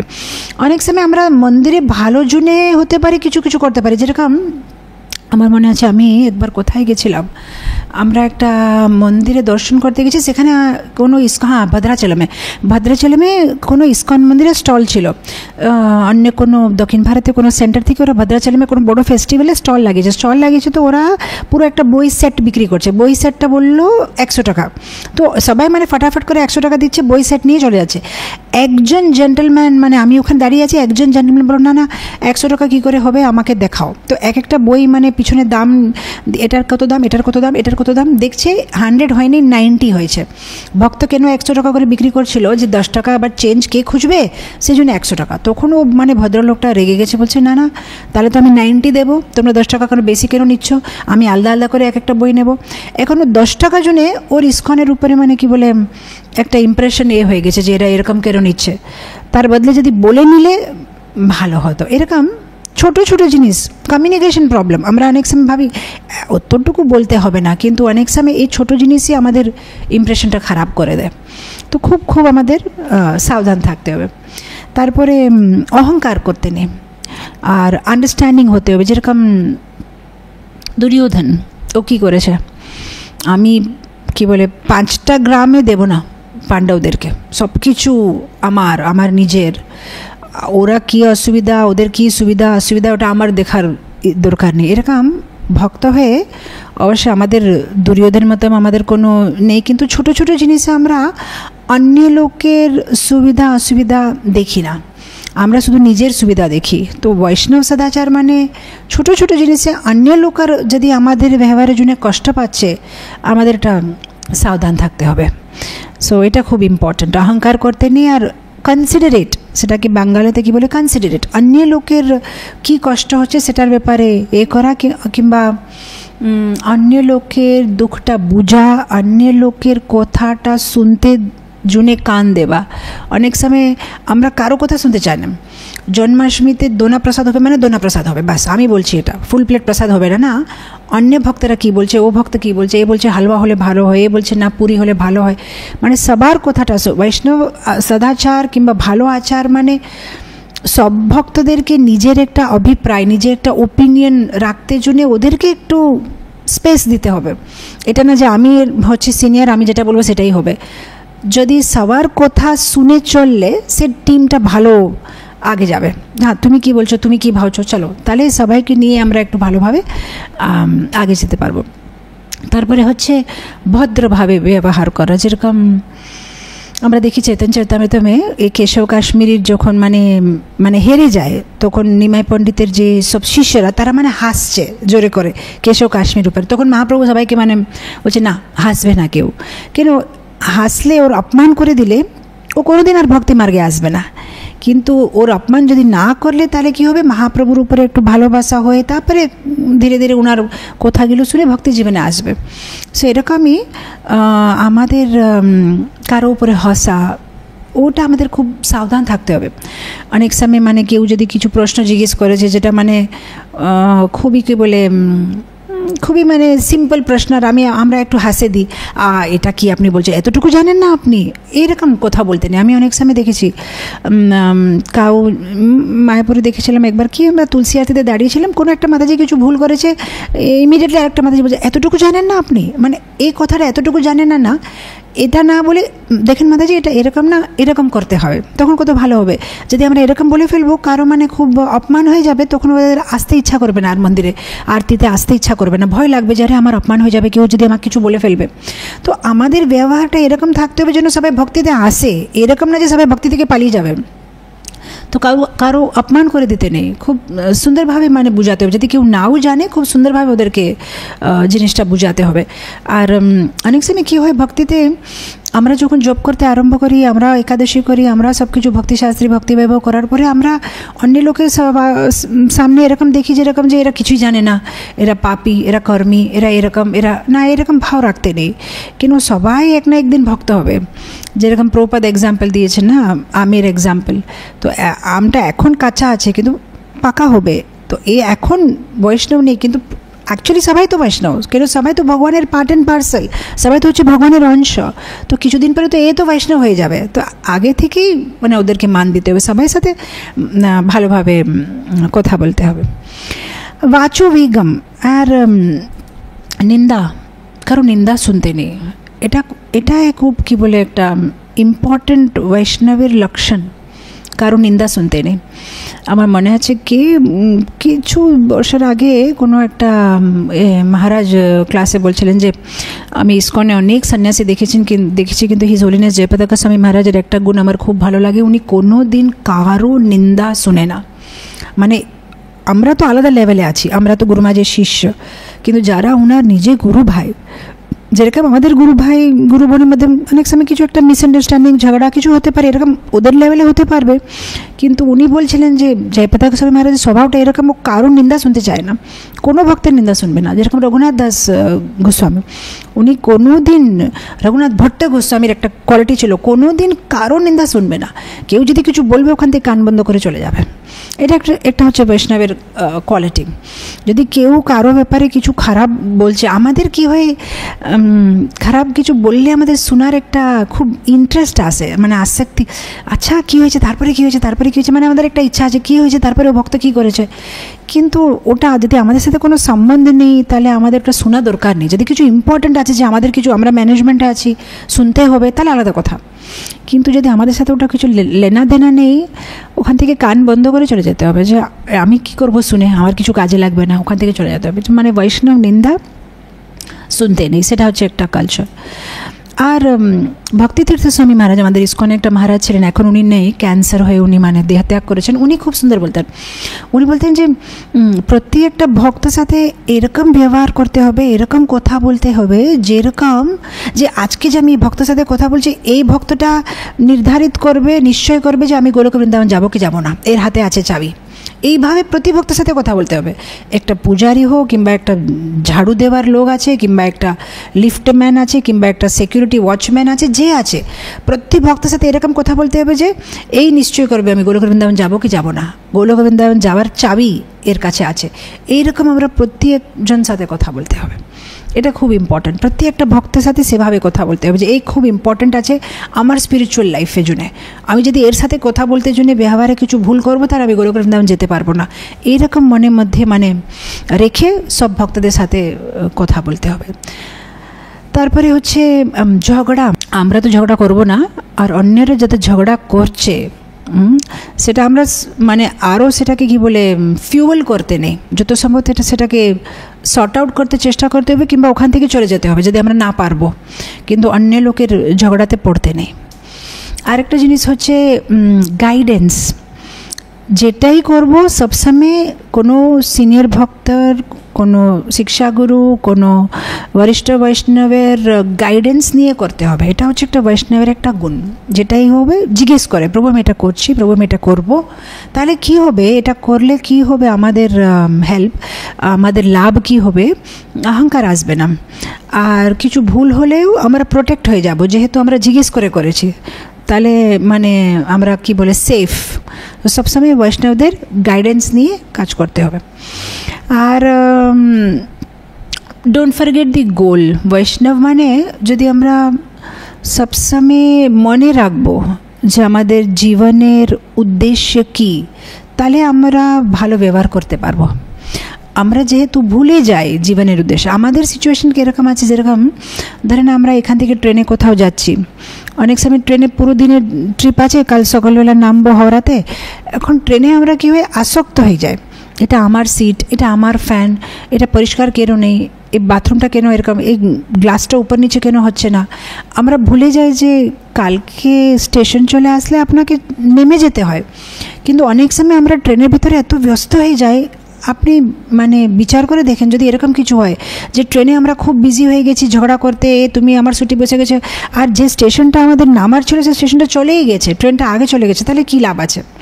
এরকম আমরা এখানে একটা জার্নিতে আছি, ট্রেনে আছি, আমরা যাব গোলক বৃন্দাবনে, কিন্তু রাস্তা মাঝে আমরা এর সাথে ঝগড়া করছি, ওর সাথে ঝগড়া করছি, আর অনেক সময় এই ঝগড়ার ভিতরে রেগে ট্রেন থেকে ঝাঁপ দিয়ে দিচ্ছি, ভক্তি জীবন থেকে দূর হয়ে যাচ্ছি।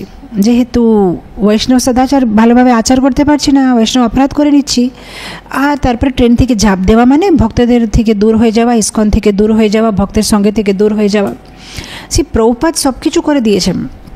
প্রভুপাদ ট্রেন রেডি করে দিয়েছে, ট্রেনের ভিতরে আমাদেরকে বসিয়ে দিয়েছে, প্রভুপাদ নিজে ট্রেনটা চালাচ্ছে, গোলক বৃন্দাবন নিয়ে যাচ্ছে, ট্রেনটা ভালোভাবে চলছে। জাস্ট কিছু কিছু অসুবিধা আছে ট্রেনের ভিতরে, যেরকম ট্রেনের কম্পার্টমেন্টটা ক্লিন নেই, ট্রেনে আমাদের আশেপাশে যারা বসে আছে তারা হতে পারে রাগী আছে, আমাদের সাথে ঝগড়া করছে, অনেক সময় কিছু কিছু অসুবিধা আছে, ফ্যান চলছে না। কিন্তু যদি আমরা এই কিছু কিছু অসুবিধাগুলো সহ্য করে নেব, তাহলে ট্রেনটা গোলক বৃন্দাবন চলে যাবে। কিন্তু আমরা সহ্য না করে, ঝগড়া করে, এ করে ও করে ঝাঁপ দিয়ে দিচ্ছি ট্রেন থেকে বাইরে, তো আর ভক্তি জীবন থেকে দূর হয়ে যাচ্ছে। তো একটুকু সহ্য করতে হবে। তো এরকম অনেক কিছু ছোট ছোট জিনিস আছে। মেনলি ভক্তদের প্রবলেম হয় রিলেশনশিপসে, অন্য ভক্তের সাথে সম্বন্ধ, সেখানে আমাদের খুব কি বলে খুব সমস্যাতে পড়ে যায়। সো অন্য ভক্তদের সাথে সম্বন্ধ, অনেক সময় আমরা অন্য ভক্তদেরকে ভুল বুঝি, সেটা একটা সমস্যা। আমার একটা ঘটনা মনে হচ্ছে, শ্রীমদ্ ভাগবতমে ক্যান্টো 4 একটা ঘটনা আছে, যেখানে ওই দক্ষ প্রজাপতি একটা ভালো যজ্ঞ করছে, আর যজ্ঞের ভিতরে খুব গ্র্যান্ড অনুষ্ঠান, আর যজ্ঞের করার পরে সবাই রেডি আছে, সব কিছু হয়ে গেছে, আর দক্ষ প্রজাপতি এন্টার করলে ব্রহ্মা আর ভগবান শিব ওরা দুজন বসে আছে, ওরা উঠে নেই, ব্রহ্মা উঠে নেই, কোনো অসুবিধা নেই, যেহেতু দক্ষ প্রজাপতির কি বলে বাবা, রাইট, ফাদার, কোনো সমস্যা নেই। কিন্তু ভগবান শিব হচ্ছে উনার কি বলে জামাই বাবু। তো এখন দক্ষ প্রজাপতি রেগে যায় যে ও কেন উঠেনি। তখন সাথে সাথে মানে ও চিৎকার করছে, এ দেখো এ শিবের কোনো ম্যানার্স নেই, কোনো কালচার নেই, একটা তো কাপড় চপড় দেখো কীরকম পরে আছে, সবসময় ভস্ম টস্ম লাগাচ্ছে, আর পুরো সভাতে মানে শিবের কি বলে অপমান করে তারপরে ভগবান শিব ওখান থেকে চলে যায়। এখন এই যে ছোট্ট একটা ঘটনা যদি আমরা দেখি মানে বৈষ্ণব সম্বন্ধের ব্যাপারে কিভাবে আমাদের জীবনে এরকমই হয়, এখানে ভগবান শিব মনের মধ্যে ভাবছে আমি উঠে ওনাকে সম্মান দিয়েছি কি না সেটা এত ইম্পর্ট্যান্ট, যজ্ঞ হচ্ছে ইম্পর্ট্যান্ট, ভালোভাবে যজ্ঞ হয়েছে কিনা সেটা দেখতে হবে, আমি উঠেছি কিনা অত ইম্পর্ট্যান্ট কি আছে। কিন্তু দক্ষ প্রজাপতি ভাবছে ঠিক আছে যজ্ঞ হলো না হলো, কিন্তু এত বড় যজ্ঞ হওয়ার পরে যদি আমার নিজে জামাইবাবু আমার অপমান করে দিয়েছে তাহলে এত বড় যজ্ঞ করে কী লাভ হলো। এখন দেখেন দুইজন একটাই ঘটনাকে অন্যান্যভাবে বিচার করছে। ইনি ভাবছেন এত বড় যজ্ঞ, কিন্তু এ দেখো আমার অপমান করে দিল, যজ্ঞ করে লাভ কি হলো। ভগবান শিব ভাবছে এত সুন্দরভাবে যজ্ঞ যখন হয়ে গেল, আমি উঠেছি কি না উঠেছি ওটা কি ইম্পর্ট্যান্ট আছে। এরকম ভক্তি জীবনে যখন আমরা অন্যান্য ভক্তদের সাথে থাকি, যে জিনিসটা আমাদের জন্য ছোট হতে পারে অন্য ভক্তের জন্য আদি ওটা খুব বড় জিনিস, সেজন্য ওনাদের গায়ে লাগছে। আর আমরা ভাবছি এত ছোট জিনিসের জন্য এত বড় মানে এ করার কী দরকার আছে। যেরকম আমি একটা ছোট এক্সাম্পল দিচ্ছি, অনেক সময় আপনি দেখবেন এখন তো কিছুদিন কোভিড ছিল, তো মানে কোনো অনুষ্ঠান ভালোভাবে হয়নি, সব তো জুমে হয়েছে। ধরেন এখন 2 বছর কারো সাথে দেখা হয়নি, এখন 2 বছর পরে সবাই ধরেন একটা অনুষ্ঠানে এক দোষের সাথে দেখা হয়েছে। এখন একজন মাতাজি আরেকজন মাতাজিকে দেখে হে হরি বল, অনেক দিন পরে আপনাকে দেখা হলো, মানে একদম ওকে জুড়ি নিয়ে খুব খুশি হচ্ছে। আর এই মাতাজি মনের মধ্যে ভাবছে যে আমরা ভগবানের দর্শন করতে এসেছি না, এরকম আমরা নিজে নিজে এক দুসরাকে জুড়ি নিচ্ছি, আগে ভগবানকে দেখি, আরতির সময় তো জোরে জোরে হরিবোল করার কী দরকার আছে। হতে পারে এই মাতাজিটা ভাবছে যে এতদিন পরে দেখা হলে ঠিক আছে আমরা এসেছি আরতিতে, আগে একবার আমরা এক দুসরার সাথে কথা বলি, 2 বছর হয়েছে দেখা হয়নি। এখন ভুল কারো না, একজনের স্বভাবটা এরকম আছে, উনি ভাবছে যে এত পরে আরতির পরে কথা বলবো, এখন কথা বলার দরকার আছে। একজন ভাবছে যে আরে আরতি পর্যন্ত আমি ওয়েট করতে পারছি না, এতদিন পরে যে দেখা হলো আগে জুড়ি নিয়ে নেব। এখন কারোর উপরে রাগ নেই, স্বভাবটা আলাদা আলাদা আছে। আর ওর জন্য এটা ইম্পর্ট্যান্ট আছে, ওর জন্য এটা ইম্পর্ট্যান্ট আছে। যেরকম দক্ষ প্রজাপতি জন্য যজ্ঞটা ইম্পর্ট্যান্ট না, ও শুধু নিজে মানে শো অফ করতে চাচ্ছিল যে আমার কাছে কত ধন আছে, আমি বড় বড় যজ্ঞ করতে পারি। উনি যজ্ঞ করেছেনই সবাইকে দেখাতে জন্য যে আমি কত বড় লোক, কিন্তু আমার জমাই আমাকে মান দেয়নি বলে ওর পুরো অপমান হয়ে ওর দুঃখী হয়ে গেছে। আর ভগবান শিবের জন্য মান অপমান কিছু না, ভগবানের যজ্ঞ হয়েছে সেটাই বড় কথা। তো এরকম আমাদের সাবধান থাকতে হবে অন্য লোকের ইমোশনস, অন্য লোকের কি বলে ইংলিশে নিড, ওদের কি দরকার আছে। অনেক সময় অন্য লোকের আরে কিছু চাই না আছে, আমরা অন্য কিছু চাচ্ছি। সেজন্যে কমিউনিকেশন, কথা বলা খুব ইম্পর্ট্যান্ট আছে। এটা ভক্তদের মধ্যে হতে পারে, গৃহস্থাশ্রমে হতে পারে, একটা হাজব্যান্ড ওয়াইফের ভিতরে, একটা স্বামী স্ত্রীর ভিতরে মধ্যে এটা হতে পারে যে আমরা এক দুসরাকে বুঝতে পারছি না, ও কী চাচ্ছে আমার কাছে থেকে, আমি কী চাচ্ছি ওর কাছে থেকে, এটা কোথায় হয় না। যেরকম ইউরোপে একটা ফেমাস ঘটনা, তার উপরে হোয়াটসঅ্যাপে একটা স্টোরি এসেছিল যে কীভাবে 25 বছর হয়েছে একজন হাজব্যান্ড ওয়াইফে বিয়ে হয়ে, আর তো ওখানে তো ওরা মানে ইউরোপে মানে তো ওরা কেক খায়, মানে সকালবেলা কেক খায়। তো কেকের যে সফট ভাগটা সেটা প্রতিবারে সে স্ত্রীটা তার স্বামীকে মানে উপরে ভাগটা দিয়ে ওই যে নিচে যে মানে একটু মানে শক্ত থাকে সে খেত। 25 বছর পরে ওর হাজব্যান্ড বলেছে যে তুমি প্রতিবারে আমাকে এই উপরেরটা দিয়ে দিচ্ছ, কিন্তু আমার উপরেরটা ভালো লাগে না, কমপক্ষে আজকে একদিন আমি নিচেরটা খাবো যেটা একটা শক্ত করে। তখন ওর বউটা অবাক হয়ে গেছে, বলছে আরে আমাকে নিচের ভাগটা ভালো লাগে না, আমার উপরেরটাই ভালো লাগে, আমি 25 বছর আপনার জন্য স্যাক্রিফাইস করলাম, আপনার জন্য দিলাম, কিন্তু এ বলছে যে তুমি আমাকে জিজ্ঞেস কেন করলে না, আমাকে ভালো লাগে না, আমাকে তো নিচেটাই ভালো লাগে। মানে এক দুসরের সাথে কথা বলেনি বলে মানে কাজটা উল্টা হয়ে গেছে। সো কমিউনিকেশন খুবই দরকার আছে। তো এখানে কি হয়েছে ঘটনাতে, দক্ষ প্রজাপতি যজ্ঞতে ভগবান শিব তারপরে ওখান থেকে উঠে চলে গেছে। এখন আর কি বলবো, যখন আমার ব্যাপারে এরকম সব কিছু বলছে উনি ওখান থেকে চলে গেছে। অনেক সময় আমাদের সাথে এরকম হয়, যদি কেউ আমাদের উপরে রেগে গেছে, প্রত্যেকটা জায়গা থেকে আমরা এরকম উঠে চলে যেতে পারি না। অনেক সময় আমাদেরকে ওখানেই বসে সে সমস্যার সমাধান করা ভালো। অনেক সময় আমি দেখি ভক্তদের মধ্যে কোনো কারণে যে ঝগড়া হয়ে গেছে, ওরা এক দুসরের সাথে কথা বলতে বন্ধ করে দেয়। কথা বলতে বন্ধ করে দেয়, 1 মাস 2 মাস 6 মাস কথা বলে নেই, তারপরে আবার কথা বলতে আরম্ভ করবে। এটা ভালো লক্ষণ না। যখন কারোর সাথে কিছু হয়েছে সাথে সাথে তার সমাধান করা ভালো। যদি সেটা মনের ভিতরে রাখবে তাহলে কি হবে, মনের ভিতরে ওটা বীজের মতন থাকবে, তারপরে ছোট একটা গাছ হবে, তারপর গাছের ফল আসবে। আর ফলটা কীরকম ফল আসবে? হেট, দ্বেষের ফল আসবে। তখন 6 মাস পরে কথা বললেও সে তার উপরে যে দ্বেষটা সেটা মানে ঘট হয়ে যাবে। সো এটা কোনো দিন করতে নেই। কোনো একটা সমস্যা হলে সাথে সাথে সেদিনে না তারপরে দিনে কথাবার্তা বলে এক দুসরাকে জুড়ে নিয়ে সেটা শেষ করে দিতে হবে। নাহলে সেটা মনের ভিতরে রেখে রেখে ওটা ঘট হয়ে যায়।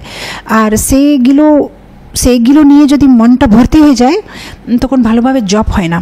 অনেক সময় ভক্তরা বলে জপের উপরে মানে মন লাগছে না, মনটা এপাশে ওই পাশে চলে যাচ্ছে। যেহেতু মনের ভিতরে অলরেডি অনেক কিছু ভরে রেখেছি, এই ভক্তের ব্যাপারে, ওই ভক্তের ব্যাপারে, ওই ভক্তের ব্যাপারে, তাহলে জপ হবে না। কারো ব্যাপারে কিছু রাখতে নেই, মনটা পরিষ্কার রাখতে হবে। যদি কারো উপরে রাগ এসেছে সাথে সাথে ও প্রভুর সাথে গিয়ে, প্রভু আপনার উপরে আমার অনেক রাগ এসেছে, এটা হয়েছে বলে ফেললাম। তারপরে উনি কিছু বলবেন, না মাতাজি এটা না এরকম, ওকে প্রভু সরি, সেখানে শেষ। তাহলে কী হবে? মনটা পরিষ্কার হলে ভালো জপ হবে। তখন আমরা যে শাস্ত্রটা পড়বো মনে রাখতে পারবো।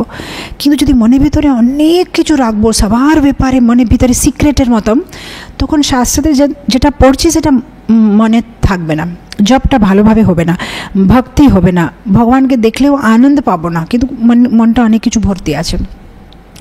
তারপরে কি হয়, দক্ষ প্রজাপতি আরেকটা যজ্ঞ সৃষ্টি করে, মানে আরেকটা যজ্ঞের অনুষ্ঠান করে। তো এইবারে ভগবান শিবকে ডাকেনি। তখন সতী বসে বসে কৈলাসে দেখছে এত সুন্দর সুন্দর সবাই বিমানে করে সব কি বলে আভূষণগিরো পরে অলঙ্কার করে চলে যাচ্ছে, কোথায় যাচ্ছে এরা? তো ভগবান শিব বলছে তোমার বাপের বাড়িতে বড় অনুষ্ঠান হচ্ছে, আমাদেরকে ডাকেনি। না আমাদেরকে ডাকেনি। বলছে তাহলে আমি তো যাব। তো ভগবান শিব বলছে না তুমি যাবে না, যেহেতু আমাদেরকে ডাকেনি আমাদের যাওয়া উচিত না। তখন সতী মনের মধ্যে ভাবছে যে ইনার কী সমস্যা আছে, বাপের বাড়িতে ডাকা দরকার নেই, যে কোনো সময় একটা মেয়ে নিজের বাপের বাড়িতে যেতে পারবে, আমি তো যাব। মনের মধ্যে ভাবছে ইনার কী সমস্যা আছে আমি গেলে। কিন্তু ভগবান শিব ওর ভালোর জন্যই বলছে, কিন্তু ও জানে যে ও বুঝতে পারছে না ওখানে গেলে অপমান হবে, সেই জন্য উনি বুঝাচ্ছেন যে দেখো কারো বাড়িতে এরকম যেতে নেই, যদি আমাদেরকে ডাকে নেই আমাদের যাওয়া উচিত না। এরকম অনেক সময় কি হয়, বৈষ্ণবদের মধ্যে যদি আমাদেরকে কোনো সিনিয়র বৈষ্ণব বলছে যে প্রভু এরকম করবেন না, কিংবা এখানে যাবেন না, প্রভু এরকম করবেন, আমরা ভাবি এর কী সমস্যা আছে, আমি যদি এখানে যাই প্রচারে করতে, প্রচার হচ্ছে প্রভু ওখানে যেতে দিন, কিংবা এরকম। কিন্তু আমরা জানি না কিসের জন্য মানা করছে। হতে পারে আমাদের ভালোর জন্য বলছে, হতে পারে ওখানে গিয়ে আমরা ডিস্টার্ব হয়ে যাব, ডাইভার্ট হয়ে যাব, কিংবা কিছু ওখানে কিছু একটা আছে সেজন্য আমাদেরকে মানা করছে, কিন্তু আমরা বুঝতে পারছি না। আমি জানি আমাদের বিশাখাপট্টনমে আমাদের মন্দিরের সামনে সমুদ্র আছে। তো সমুদ্রের সানডে দিনে আপনি দেখবেন বাচ্চারা ওই সমুদ্রে যে বালু থাকে না, বালুতে ও ছোটো ছোটো বাড়ি বানায়, খুব আনন্দ করে। কিন্তু মা বাবারা 10 বার মানে ডাকবে, এই জলের কাছে যাবে না, জলের কাছে যাবে না, কিন্তু জলের কাছে গিয়ে তো ডেঞ্জার। কিন্তু বাচ্চারা কিন্তু ভাবে যে জলের কাছেই আনন্দ আছে, জলের কাছে যেতে মানা করছে, কিন্তু জলের কাছেই তো মজা, একটু জল নেবে, মাটিতে বালুতে মিক্স করবে, বানাবে। এখন মা বাবারা ওদের ভালো জন্যই বলছে, কিন্তু আপা দাদা যেহেতু এরা ছোট আছে বুঝতে পারছে না যেটা আমাদের ভালো জন্যে। এরকমই অনেক সময় যদি কেউ আমাদেরকে কিছু বলছে, হতে পারে এখন এই সময় আমরা বুঝতে পারছি না যে এটা আমাদের ভালো জন্যে, পরে হতে পারে বুঝতে পারবো কেন ভক্তরা মানা করছিল। তো এরকম বেনিফিট অফ ডাউট দিতে হবে, তাহলে আমাদের বৈষ্ণব সম্বন্ধ ভালো থাকবে। যে হতে পারে আমার ভালো জন্য বলছে, এখন আমি বুঝতে পারছি না। আর এখানে আমরা অপরাধ করে ফেলি, যে এরকম সতী মানে নেই যে এ কেন বলছে, আমি তো যাবই যাব। সতী চলে যাচ্ছে সে যজ্ঞতে, যখন চলে যায় ওখানে কেউ ওর সাথে কথা বলে না, ওর নিজের মা ওকে ডাকে না, বাবা ওর সামনে দেখে না, বোনেরা ওকে ডাকে না। এখন দেখছে ভগবান শিবের কোনো স্থান নেই, কোনো কিছু নেই। তখন মানে খুবই খারাপভাবে যে মানে পুরো ওর কী বলে খুব দুঃখী হয়ে যায় যে এত অপমান, এত বড় অপমান করেছে আমার পতির এত বড় অপমান, আমি এখন আর শরীরটা রাখবো না, আমি এই শরীরটা কী বলে শেষ করে দেবো এখানে। এখন অনেক সময় কী হয়, বাইরের লোকেরা আমাদের অপমান করলে আমাদের এত খারাপ লাগে না, নিজের লোকেরা যখন আমাদের সাথে কথা বলে না আর অপমান করলে ওটা খুব গায়ে লাগে। তো এখন সতীর খুব গায়ে লাগছে, আর ও কী করছে, সাথে সাথে মানে নিজের শরীর থেকে অগ্নি বার করে অগ্নিতে পুরো শরীরটা মানে জ্বালিয়ে দিচ্ছে। এখন দক্ষ প্রজাপতি সে জিনিসটা দেখছে দূরে থেকে, কিন্তু কিচ্ছু বলছে না। অ্যাকচুয়ালি দক্ষ প্রজাপতি হচ্ছে ওনার বাবা, ওনাকে মানে তখন ওনাকে সাপোর্ট করা দরকার, এই তুমি এরকম করবে না, কিন্তু ও এখন ওকে নিজের মেয়ে ভাবছে না, ও ভাবছে এ হচ্ছে শিবের বউ, মরে গেলেই ভালো হয়। তখনই শিব বুঝতে পারবে আমি শিবের সাথে কি বলে রিভেঞ্জ, ওর সাথে মানে আমি প্রতিকার নেব, এ করব আমি। এরকম অনেক সময় কি হয়, আমাদের উপরে রাগ না থাকলেও আমাদেরকে অন্য কোনো ফ্রেমের ভিতরে দিয়ে দিয়ে আমাদের উপরে রাগ কেউ দেখাতে পারে, কিংবা আমাদের উপরে কেউ ক্রোধিত হতে পারে, কিংবা আমাদের উপরে কেউ সন্দেহ করতে পারবে। এই সব জিনিসগুলো আমাদেরকে বুঝতে হবে। আমি এটা একটা এক্সাম্পল দেব। কিছু বছর আগে হায়দ্রাবাদ থেকে আমাকে একটা ইমেল এসেছে। একজন মাতাজি বলছে যে মাতাজি, আমি একটা ভালো বাড়ির মেয়ে, আমার হাজব্যান্ড সাথে বিয়ে হয়েছে, সব কিছু ভালো, কিন্তু আমার হাজব্যান্ড সবসময় আমার উপরে সন্দেহ করবে, তুমি কার সাথে কথা বলছো, তোমার হোয়াটসঅ্যাপ মেসেজটা দেখাও, কার সাথে তুমি ফোনে কথা বলে, কোথায় গিয়েছিলে, এত লেট কেন, কেন মাতাজি এরকম কথা বলে, আমি বুঝতে পারি না, আমি ভালো বাড়ির লোক, আমার মনের ভেতরে এরকম কিছুই না, আমার পতি ছাড়া আমার মনে কেউ নেই, কিন্তু সবসময় আমার পতি কেন এরকম কথা বলছে, আমি কি দোষ করেছি, কি আমার ব্যবহারে কিছু দোষ আছে নাকি, উনি কেন সবসময় আমার উপরে এরকম ডাউট করছে। তখন আমি ওকে বললাম, হতে পারে তোমার দোষ নেই, কিন্তু ওর জীবনে হতে পারে এরকম একটা কিছু অনুভব হয়েছে, কিংবা এরকম একটা কিছু ঘটনা ঘটেছে, কিংবা এরকম একটা কিছু এক্সপিরিয়েন্স হয়েছে যেটা নিয়ে ওনার চিন্তা হয়, তোমার উপরে সেই চিন্তাটা ঢালছে। তো কিছু মাস পরে, 2 মাস পরে আমাকে চিঠি লিখলো, বলছে মাতাজি আপনি যেটা বললেন সেটা ঠিক। ওনার যে ছোট ভাই, সে ওনার ওয়াইফ সাথে আমেরিকাতে থাকতো, আর ওনার ওয়াইফটা কোনো মানে অন্য লোকের সাথে চলে গেছে। সেই ঘটনাটা মানে ভয় করে ও ভাবছে যে আমি আমার স্ত্রীকে ভালোভাবে কি বলে রক্ষা করব, আগে থেকে ওকে দেখবো, নাহলে আমার ছোটো ভাইয়ের মতো আমি হবে, ও কীরকম চলে গেছে বৌমা, সেরকম এ যদি চলে যায়। তো মানে ও বুঝে গেছে যে ওর ভিতরে কিছু দোষ ছিল না, কিন্তু এই যেহেতু অন্য ঘটনা এভাবে দেখেছে, ওর মনের ভিতরে ও চিন্তা হয়ে যাচ্ছে, আর সেটা এর ভিতরে ফোকাস করছে। যেরকম আপনি দেখবেন অনেক সময় আজকাল যে ব্লুটুথের আসে না, কি বলে ব্লুটুথের মানে কি বলে ইয়ারফোনস চুলের ভিতরে চলে যায়, অনেক সময় বোঝা যায় না। আর স্পেশালি যারা ইয়াংস্টার্স থাকে না, যারা মানে কলেজে থাকে, আপনি যদি সুপার মার্কেটে আমরা শপিং করছি, ওরা শপিং করছেন, হঠাৎ করে হাত পাটা এরকম করবে, আমরা ভাবি যে আমাদেরকে মারতে আসছে, কিন্তু তারপরে আমরা বুঝতে পারি যে ফোনে ওই ক্রিকেটের কিছু শুনছে, যে এরকম বোলিং করেছে, এরকম ক্রিকেটিং, ওরা মানে নিজে দুনিয়াতে ওরা ব্যস্ত আছে, আমাদের সাথে কিছু সম্বন্ধ নেই, কিন্তু আমরা ভাবি যে আমাদেরকে কিছু বলছে, কিন্তু আমাদেরকে কিছু বলছে না, ও কিছু শুনছে। এরকমই অনেক সময় অন্য ভক্ত আমাদের সাথে যেভাবে ব্যবহার করে, হতে পারে অনেক সময় আমাদের ভুল না, কিন্তু ওদের এক্সপিরিয়েন্সটা এরকম আছে পূর্বতে, তাহলে ওই সেই এক্সপিরিয়েন্সটা নিয়ে আমাদেরকে মানে ওরা শোনাতে থাকে, এরকম করবে না, এরকম বলবে না, এরকম, যেহেতু ওদের এক্সপিরিয়েন্স এরকম আছে, আর আমরা ওদেরকে ভুল ভেবে থাকি যে এরকম কেন কথা বলছে, এরকম কেন রাগ দেখাচ্ছে, এইরকম কেন, আমি তো এরকম কোনো দিন মনের মধ্যে ভাবলাম না, কিন্তু ও আমার ব্যাপারে এরকম কেন বললো। তো আমাদের অনেক সময় দোষ নাও থাকতে পারে, কিন্তু ওরা আমাদেরকে আরেকটা ফ্রেমটা বুঝে, যেরকম ফটো ফ্রেম থাকে না, যে একটা ফ্রেমের ভিতরে ফটো লাগায়, এরকম আমাদের ফটোটা ওরা অন্য ফ্রেমে লাগিয়ে দিয়েছে, যে ফ্রেমটা ওদের অলরেডি বানানো আছে, আর সেই ফ্রেমের ভিতরে আমাদেরকে বসিয়ে আমাদের সাথে সেভাবে ব্যবহার করছে। তো সেই জন্য আমাদেরকে বেশি গায়ে লাগাতে নেই। যেরকম এখানে আমরা দেখছি যে সতীর উপরে দক্ষ প্রজাপতির কোনো রাগ নেই, কিন্তু যেহেতু সতী হচ্ছে শিবের বউ, আর শিবের উপরে ওর রাগ আছে, সেই জন্য এখন সতী যদি শরীরটা জ্বালিয়ে দেও, দক্ষ প্রজাপতির কোনো লেনা দেনা নেই, ও খুশি হয়ে যাচ্ছে যে ভালো, যেটা হয়েছে ভালো, কেন শিব আমার অপমান করেছে, এখন ওর বউ মরে গেলে শিব দুঃখিত হবে, আর এটাই আমার ভালো। তো এখন ওর পার্সোনালি কিছু প্রবলেম নেই, কিন্তু শিব জুনে এর সাথে প্রবলেম। এরকম আমাদের ইন্টারপার্সোনাল রিলেশনশিপ ভক্তদের মধ্যে অনেক সময় এরকম হতে পারে, পার্সোনালি আমাদের সাথে কারো প্রবলেম নেই, কিন্তু আমাদেরকে অন্য একটা ফ্রেমে দিয়ে দিয়েছে। তো এরকম ছোট জিনিস অবশ্য আমরা ইজিতে আমি এটা বলে ফেলছি, কিন্তু যখন জীবনে এরকম একটা পরিস্থিতি আমাদের সামনে আসলে এটাকে সহ্য করা কঠিন হবে। কিন্তু যেভাবে একটা নৌকা যদি জলের ভিতরে মানে সমুদ্রের কাছে একটা নৌকা যদি আসছে, ঢেউগুলো খুব বেশি জোরে আসলে নৌকাটা খুব হিলবে, কিন্তু যদি নৌকাটা ভালোভাবে মানে ওই হিন্দিতে বলে লঙ্গর, যদি ভালোভাবে মানে লাগানো আছে তটে, তাহলে নৌকাটা হিলবে কিন্তু ডুবে যাবে না। এরকম এই কলিযুগে বিভিন্ন লোকেরা আছে, বিভিন্ন পরিস্থিতি, বিভিন্ন স্বভাব, বিভিন্ন গুণে আছে, কেউ সত্ত্ব রজস তামস অনেক কিছু আছে, কিন্তু আমাদের যে নৌকাটা যদি নববিধা ভক্তিতে জোরে করে বেঁধে আছি, তাহলে নৌকাটা হিলবে, ডুবে যাবে না। সে ভক্তি দিয়ে, নববিধা ভক্তি দিয়ে ভগবানের সাথে, গুরুর সাথে খুব স্ট্রং জুড়ে দিয়ে সম্বন্ধ রাখতে হবে। তাহলে যতটুকু যেরকমই পরিস্থিতি আসি, আমরা জীবনে, ভক্তি জীবনে দৃঢ় করে থাকব, আর ট্রেনে থেকে চাপ না দিয়ে কোনো রকম সহ্য করে গোলক বৃন্দাবন চলে যাব। সো এই বৈষ্ণব সদাচার জিনিসটা ভিতরে অনেক কিছু আছে। আমাদের মন দিয়ে, বচন দিয়ে, শরীর দিয়ে কোনো দোষ করতে নেই। অবশ্য অনেক ভক্তরা বলতে পারবে যে এমনি তো কলিযুগে মনের ভিতরে খারাপ বিচার করলেও তার কিছু পাপ লাগবে না, সেজন্যে চলবে না। আগে মনে থাকবে, তারপরে বচনে আসবে, তারপরে শরীরে থেকে সে অপরাধটা করে ফেলবো। এটা একটা প্রসেস আছে।